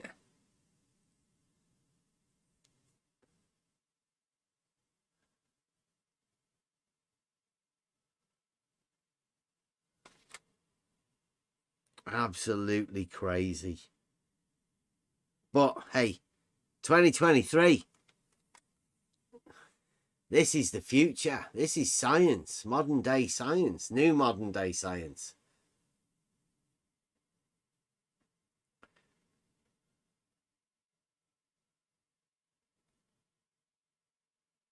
Sometimes you think, is this literally like a where they allow people who don't normally have that much time, but they can come into this arena and practice the sort of get unsupervised, let's say. Like, you're not allowed freely on the internet, but you're allowed into these specific Discord servers. Yeah. Yeah, maybe. Yeah. You can't really go on the internet unless you have this name. Just so people know, right? Everyone will know that you're, you know, what sort of a person you are, right? Not to really take you seriously. Yeah, I wonder if by supervisory means handler. Yeah.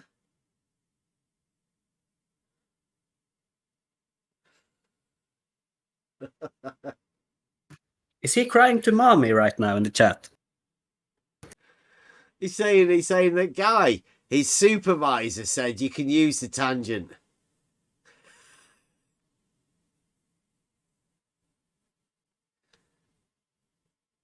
They're using the limit.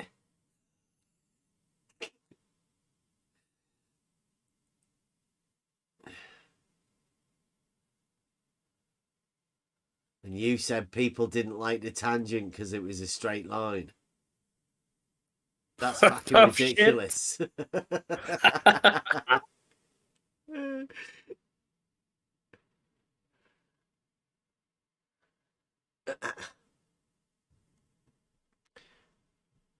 Somebody's been making up stories about flat earth math and the adventures of the youthful flat earth math. Yeah, I'm pretty sure that's a serious offence. The fictional beginnings of flat earth math.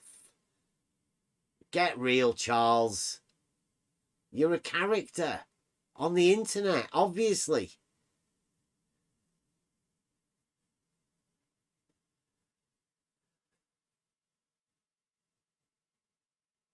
This is YouTube on Discord, and you've got a ridiculous fucking name. Surely you don't think people are ever going to take you seriously.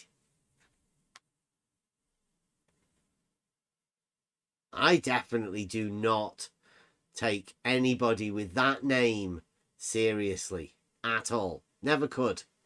Never have. Thought it's been a little bit weird all the time.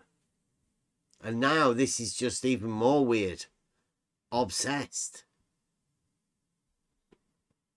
But you're doing a special with Blue Marble Science. Thank you very much, Blue. This is going to be great. Testing out sidekicks since we've got rid of Rumpus.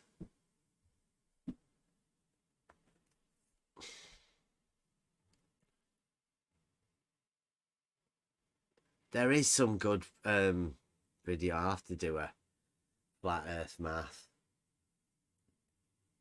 Clips of the most stupidest shit I've ever heard people say.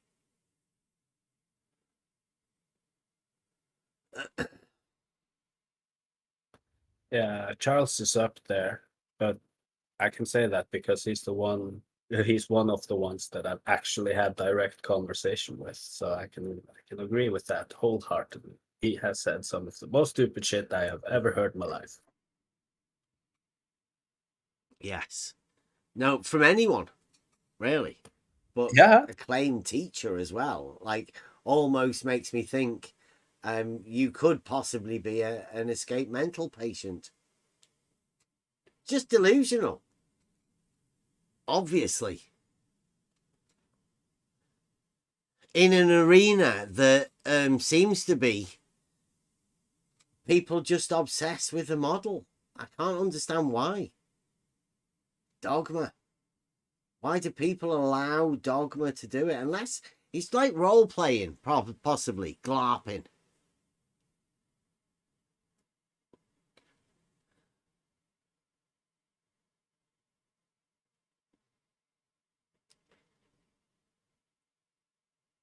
Yeah, first time. He's never done it before, math. He's never been over there. It is at Blue Marble Sciences place, right?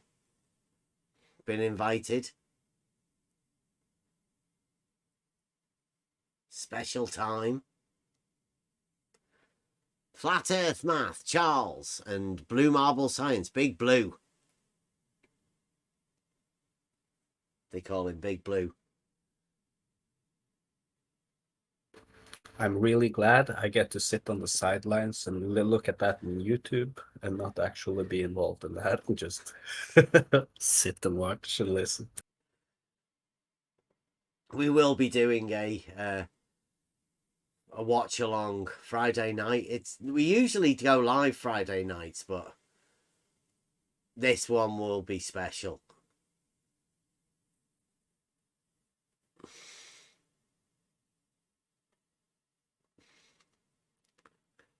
So it's watch party Friday night, is that what we're saying? It will be, yes, obviously. Because I think the subject might be us. I suspect it might be. And every time Blue Marble goes live doing us, then yeah, we have a watch along. It's normally quite good.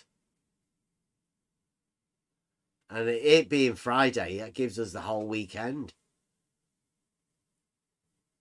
to go over it. What time is it? It's 1:45. So it should be good. Thank you very much for watching. What are we doing? What day is it? Tomorrow? Thursday?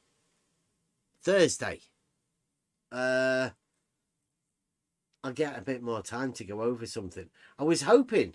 Are you around tomorrow, Saragaki? Thursday tomorrow, yes. Friday I will be gone until Monday.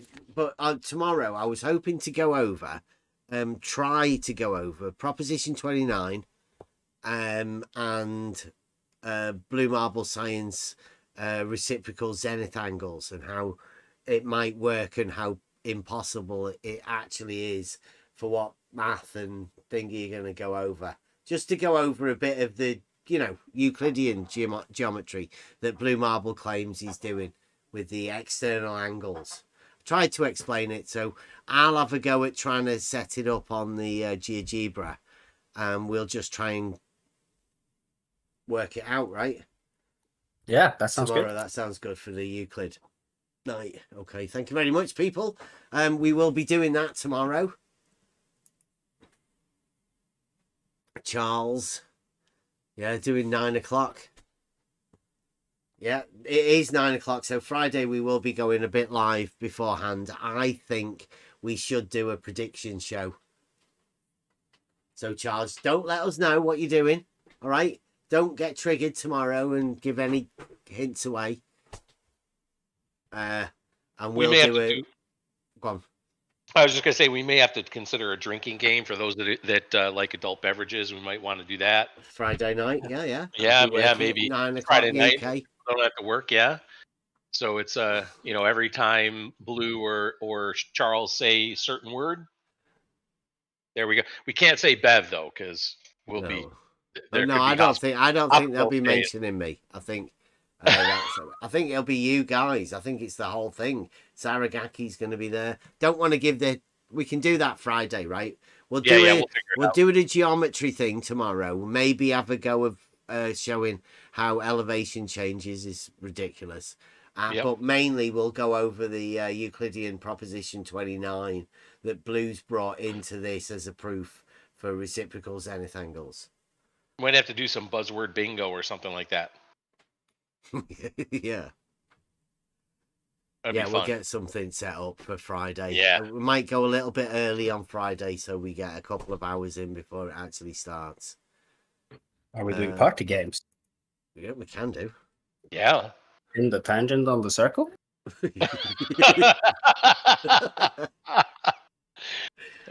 Indeed.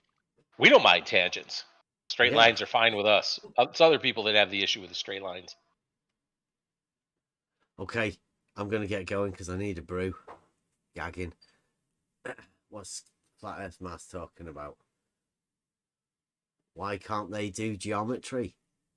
I don't know. Like, you're talking to the Flat Earth Math man. You best answer that to Blue, right? We can definitely do geometry. We'll show you tomorrow. Proposition 29. Come join us. See you then. If you had a giant 1 mile long spirit level, imagine LIGO, right? It's 2 miles, isn't it? Yeah, if you were to put a bubble level on like the intersection of LIGO, that would be level. If you were to walk down the arm and place it on top of that, I would say it would not be level. That would be another good. So you say at the split point, that's where it's level on both arms? Yeah, I'm pretty sure that's where they leveled it. And what are the arms? What are the arms? If the center is level, how do you envision? No, he said no, not the center, the apex where they both meet. Oh, the apex. Yeah, it's different. So yeah, it's changed. How do you envision the end of the arms? Then the other two ends. They're just gonna go straight, and this is in the engineering. The end of the arms. At the end, you have the apex, and you have two arms running along, right? Yeah. How are they? Are they in the same level as the apex, or how do you envision them? Higher, lower? So at the ends of the arm, they had to pour more concrete because it was at a higher elevation. It's not what I asked you. It's not what I asked you. When the job was done, you have your apex, it's level. Mm-hmm. Either arm, how are they in relation to the apex? They're flat. They're straight. They're straight. Yeah. Are they also level? No. They are. They at each spot they are not level. They like if you put a bubble level on the apex and you started moving down the arm, it would get off and more off level. How? Towards the up or towards the down? With the bubble level, it would either go left or right. No, hold on a second. You have a level at the apex, and you have two arms running. And I'm asking, you say they're not level at the ends. So I'm asking you, are they lower than the apex or higher than the apex? They have a higher elevation than the apex. So they're higher than. Wow. So the horizontal raises in elevation for you. No, you said it would be higher. Hold on. The horizontal plane that was established at the apex will diverge from the surface of the Earth. The horizontal plane stays straight, but the level of water starts diverging from the straightness. What? How do you envision that? You envision level water diverging from straightness?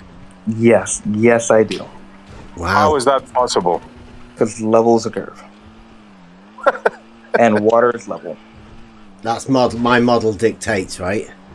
No, that's absolutely. That's but as I was saying, like, if we go back to the straight line test, you would be able to see which one's true. If water is curved, then there will be an angle. If level water is curved, there will be an angle between B, A, and C. If water level is straight, then all of them will be collinear. It's a test. I don't think there's any possibility of reaching you, bro. I just don't think so. If we do the test, that would reach me. At what point is vertical not perpendicular to horizontal? It always is. Every vertical is perpendicular to its horizontal. To its horizontal. And yes. What is a horizontal? It's 90 degrees from its vertical, and vertical is defined from the plumb bob. I wonder if I could do it, because over a short distance, you might be able to use the Autolite app and a water level. I mean, he obviously doesn't understand what level is. You don't understand. Hold on. It's not my problem if you don't want to learn. You're just on your own. I can guarantee you there will be a hump in the middle. If you side across from one side to the other. Just take my word for it, bro. No, don't take my word for it. Do it. I can guarantee you there will be a hump in the middle. There will be. I can guarantee there will be a hump in the middle. There will be. I can guarantee you there will be a hump in the middle. Go and speak to anyone. Go up to someone that you know and say, "Here, mate, is level horizontal?" Yeah. And see what he says. Horizontal, of course, level's horizontal. Well, there you go then. With level, especially when you do it on a small scale. Okay, if you're talking about the water level, the horizontal plane that a water level establishes is in the middle of the water level. You would have to understand what a line is. You don't understand. I mean, he obviously doesn't understand what level is. It's not my problem if you don't want to learn. Hold on. You're just on your own. Begging for your model to be real. You would have to understand what a line is. No, that's fine. That's fine. So logically it follows then that all perpendiculars to that line You don't understand. are parallel to each other. Yes, I agree. It also then follows that that line cannot be curved line or change angle anywhere along the line. That line, yeah, so this straight line we are using cannot bend because it's straight. I agree. That line, yeah, so this straight line we are using cannot bend because it's straight. I agree. This straight line we are using cannot bend because it's straight. I agree. You don't understand. I mean, he obviously doesn't understand what level is. You don't understand. You would have to understand what a line is. It's not my problem if you don't want to learn. You don't understand. Just on your own. You might be able to use the Autolite app and a water level. No reason, no logic, no wisdom, no worries. You don't understand. You're just on your own. Begging for your model to be No real. reason, no logic, no answers to questions. You don't understand. You're just on your own. Begging for your model to be real. You know what we call a vertical change? You know when we measure a vertical change. Yeah, it's an elevation change. Yeah, a vertical measurement in the vertical. Yeah, because it's a good approximation of the short distance. So you're saying that horizontal being straight would get a measurement from the... Oh, wait a minute. You use a tool called a level that establishes a horizontal, and then from that horizontal you measure a vertical change, don't you? I'm saying that you do though, don't you? Right? Do you understand that? Right? You use a tool called a level that establishes a horizontal, and you measure a vertical change from that horizontal. And what do we call that vertical change again? Elevation change. That's not I'm A saying. reference to the horizontal, obviously. But I'm in reality, and this is why I'm thinking of actually doing this test. In reality, specifically say that horizontal is actually not a plane. Your misunderstanding of my model is not my problem. It's up to you to understand it. Don't understand. You don't understand. Hold on. You You don't understand. I mean, he obviously doesn't understand what leveling is. It's not my problem if you don't want to learn. You're just on your own. I have no problem with you all using the water level to establish a horizontal plane. It will be tangent to the curve of the earth. They would maintain the same elevation. But remember, levels occur. So then is a vertical angle just a right angle? Grab a water level, that same water level test, and sight across it. That's it. Anything that is 90 degrees from that plane will be parallel to the vertical that you established at that point. Whenever y'all ask me about surveying, I say, yeah, I'm not an expert. I defer to the experts. I know, if we'll carry on with you carry on, but I don't think it's... I mean, he obviously doesn't understand what leveling is. I mean, he obviously doesn't understand what leveling is. You don't understand. Hold on. You don't understand. It's not my problem if you don't want to learn. You're just on your own. We don't use proof in reality, that's pseudoscience. Or you can use it for math and logic. I don't claim to know anything about surveying. Have you ever held a water level? Have you ever held a water level? Have I held a water level, the tool? No, but it's a pretty simple concept. Say, they're even so bold over there, you guys. They believe horizontals are parallel. Yeah. Have you ever heard of proof before? Like real proof doesn't exist in reality. It only exists in math and pure physics. With your picture, then. Thank you. No, I'm not trying to prove anything. Hold on. No, I'm showing you evidence that the Earth is a globe. Prove stuff. No, I'm bringing evidence that the Earth is a globe. Hold on. Why would I try to prove something? That's pseudoscience. We don't use proof in reality. That's pseudoscience. That's pseudoscience. Hold on. You don't understand. I mean, he obviously doesn't understand what leveling is. It's not my problem if you don't want to learn. You're just on your own. My God. 22 years old. They're on the fucking internet talking to people about no reason, begging for your model to be real. no wisdom, no worry. It's bizarre. You're just on your own. Begging for your model to be No real. reason, no logic, no answers to questions. You don't understand. You're just on your own. Begging for your model to be real. He thinks the zero pressure state in the water is an arc instead of a straight line. Yeah. I'm not laughing at I'm laughing at the theoretical conversations. Hey, there's some people who think level is horizontal and they want you all to talk about. And also, yeah, parallel and vertical being 90 degrees from one another. And in math, typically when you establish a horizontal plane, in math, yeah, it's just one horizontal. They just typically like the reality to describe